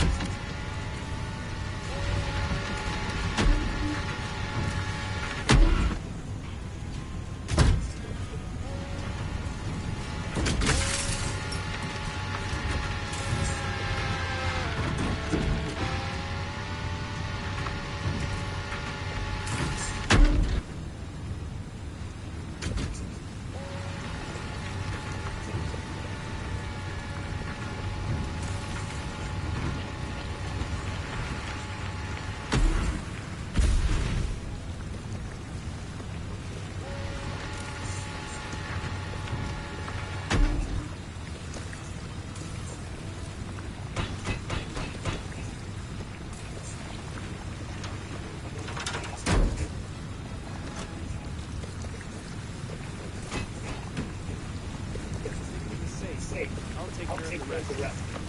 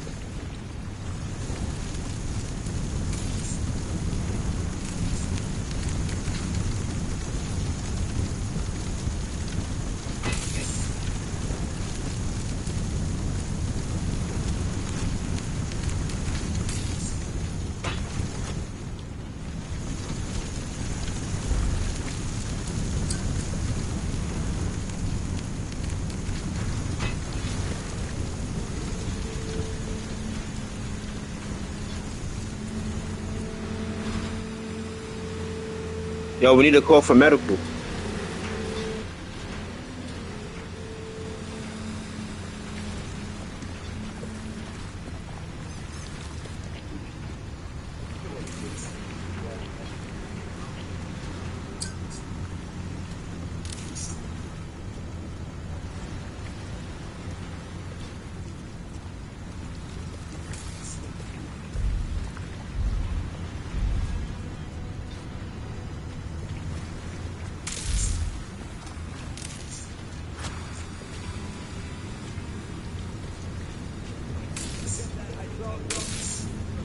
Command rejected, partner. Can't follow that command, boss. Command rejected, boss.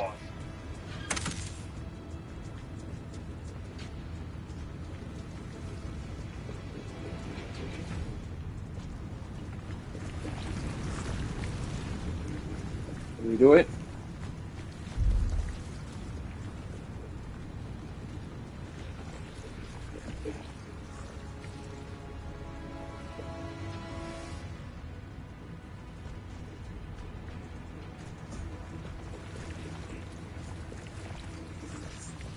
Okay.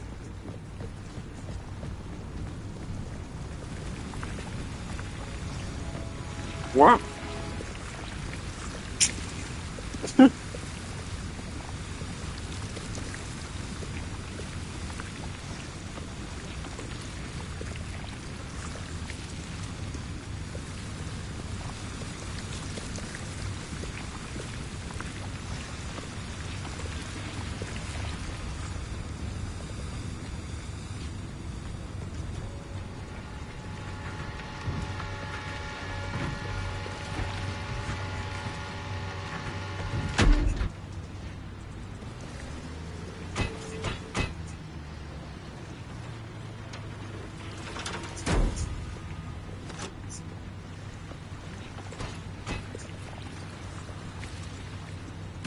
You've done all you can.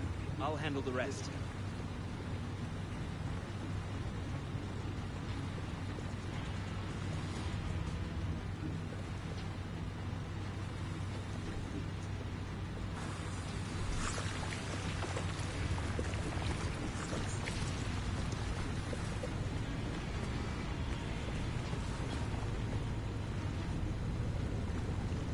Mm.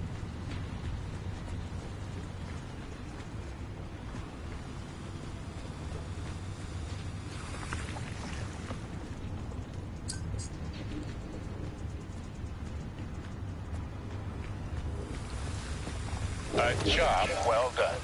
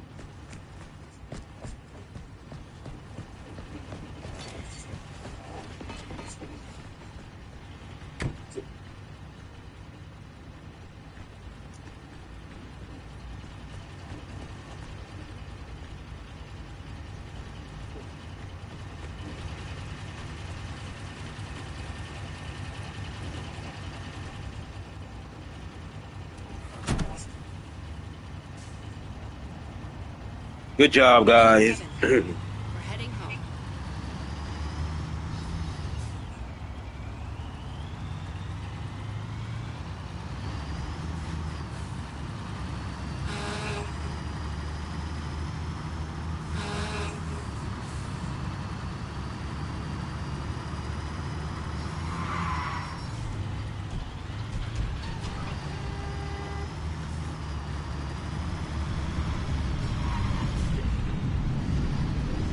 Hey, focus on the road.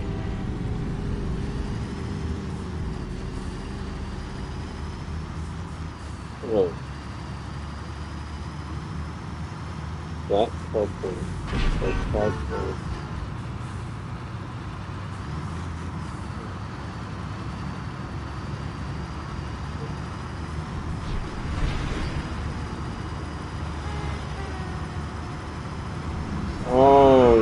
shit. I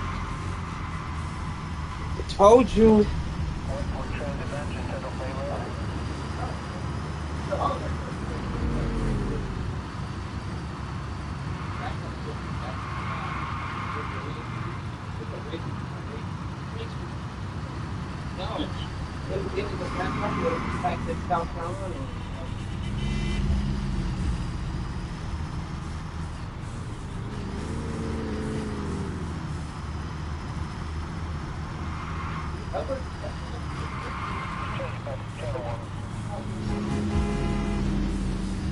That shit's crazy. We supposed to be going up now.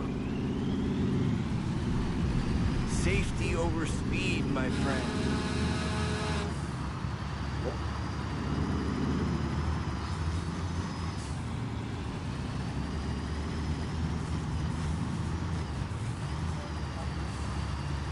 I tried to tell people this was going to happen.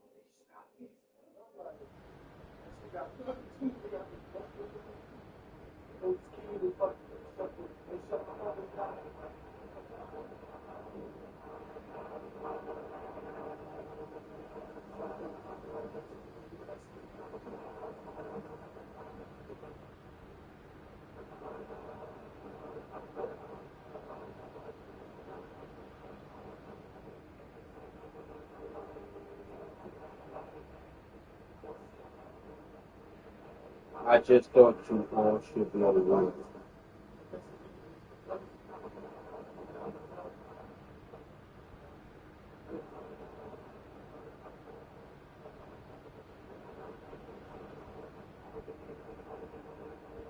Oh no!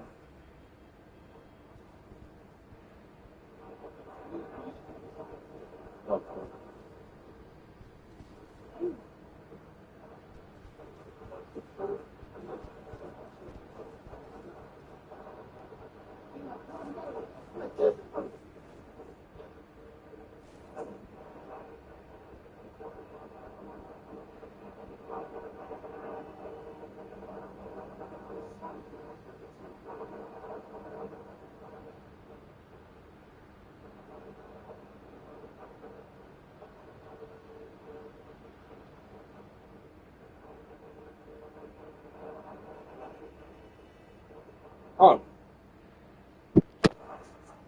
What's up? Where we at? Where we at? Where we at, y'all? What's the next y'all?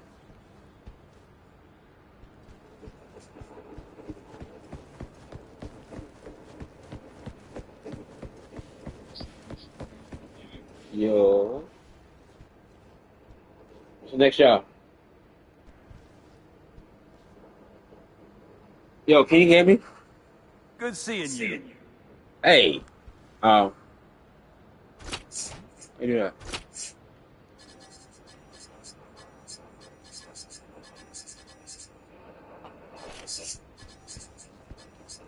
What's up? Howdy.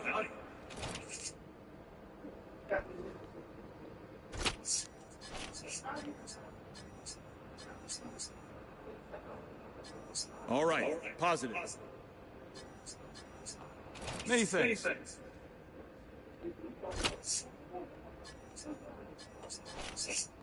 Can anybody help me?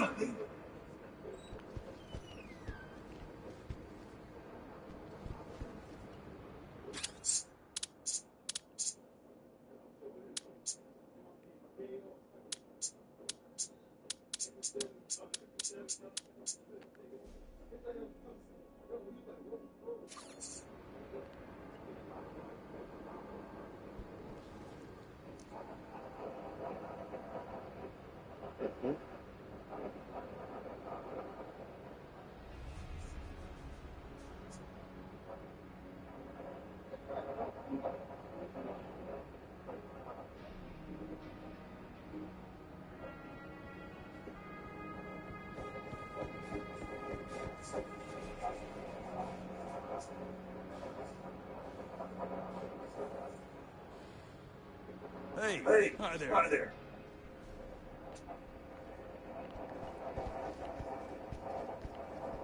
Hey, a new car. Alright, let's go. Where we at?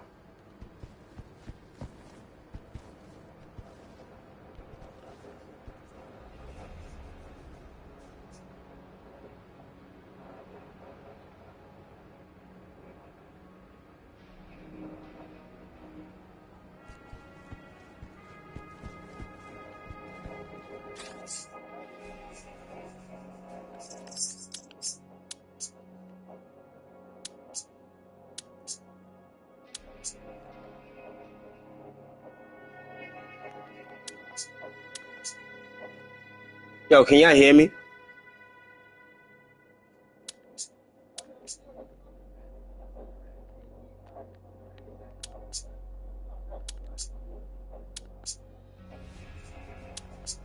Yo, can y'all hear me? I can't hear y'all.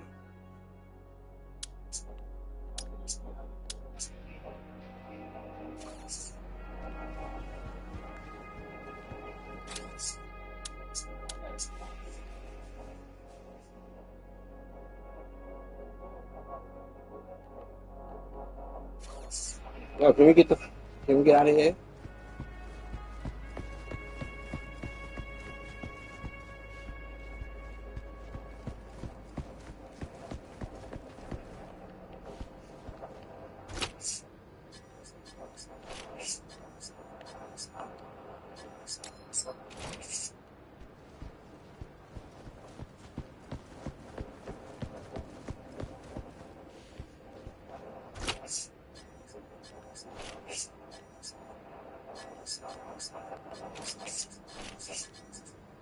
Good job.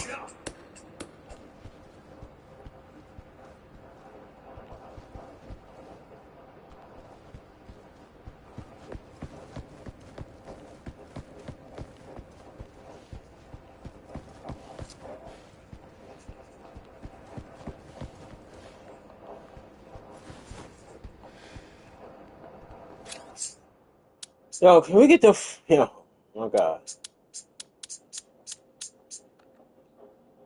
Let's go ahead.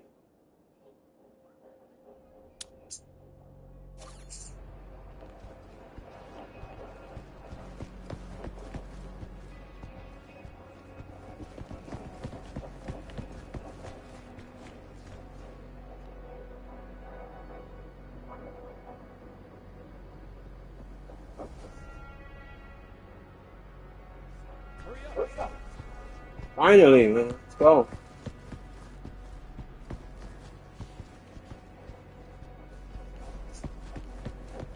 Who's driving? Go.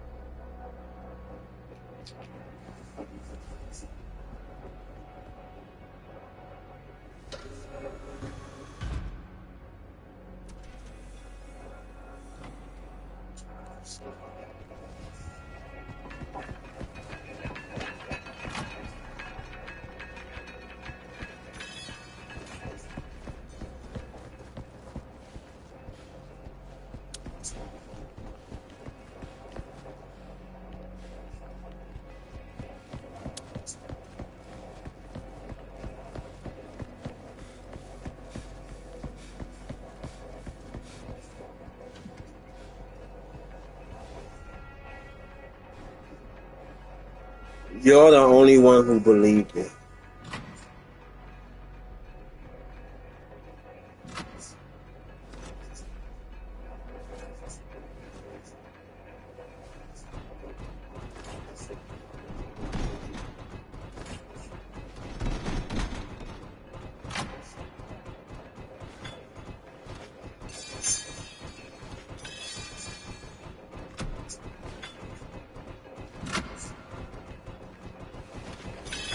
Hey.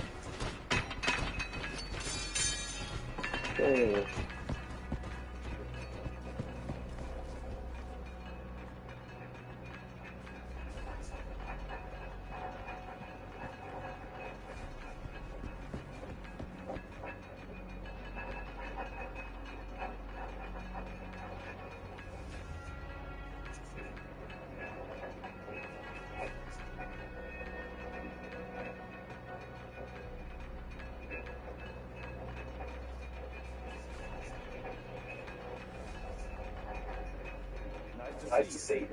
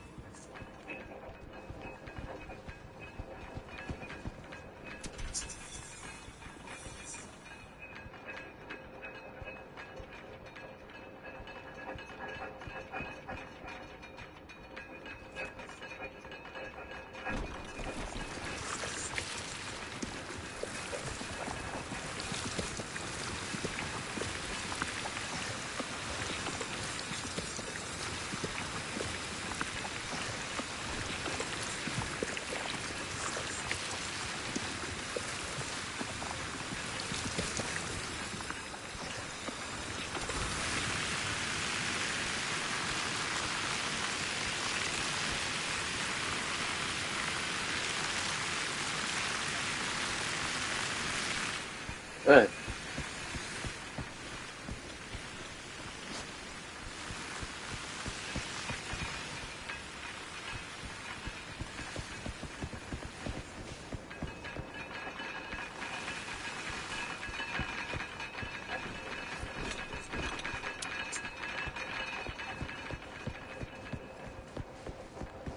Let me get that.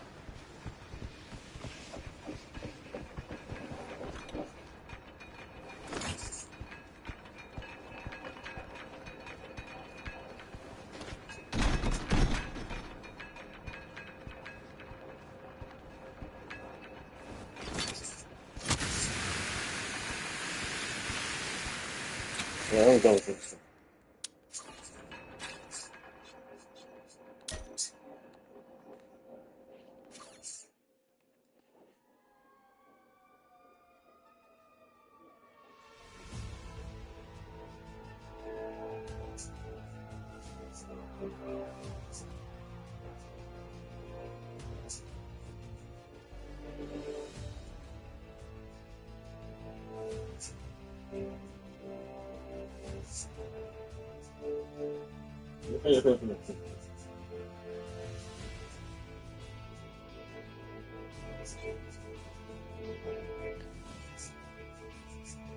Watch what that does.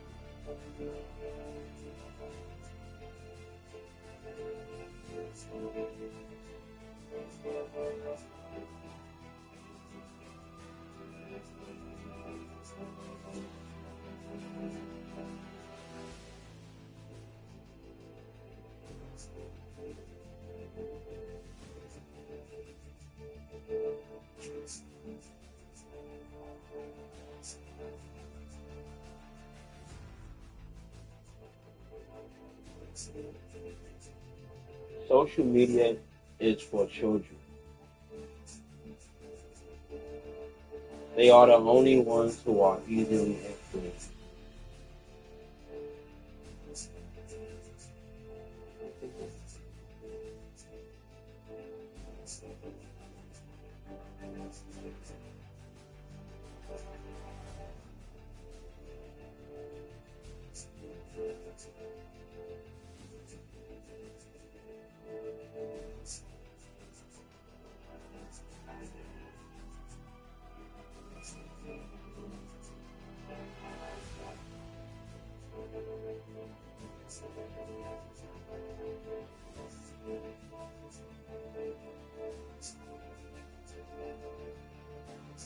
Oh, it's him.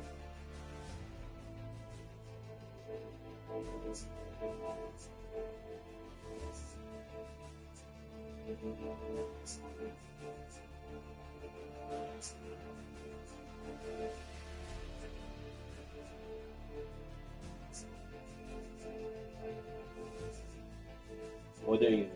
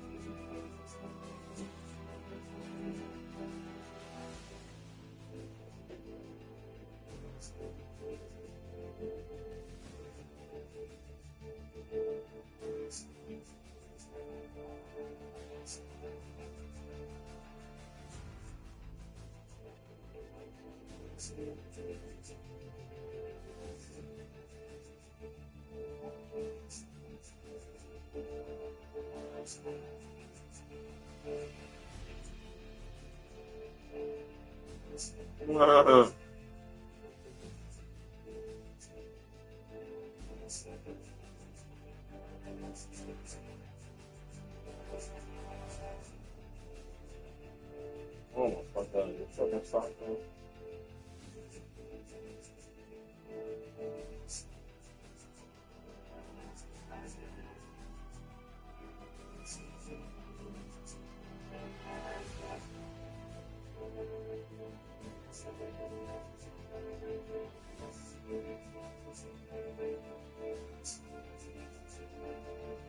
Right?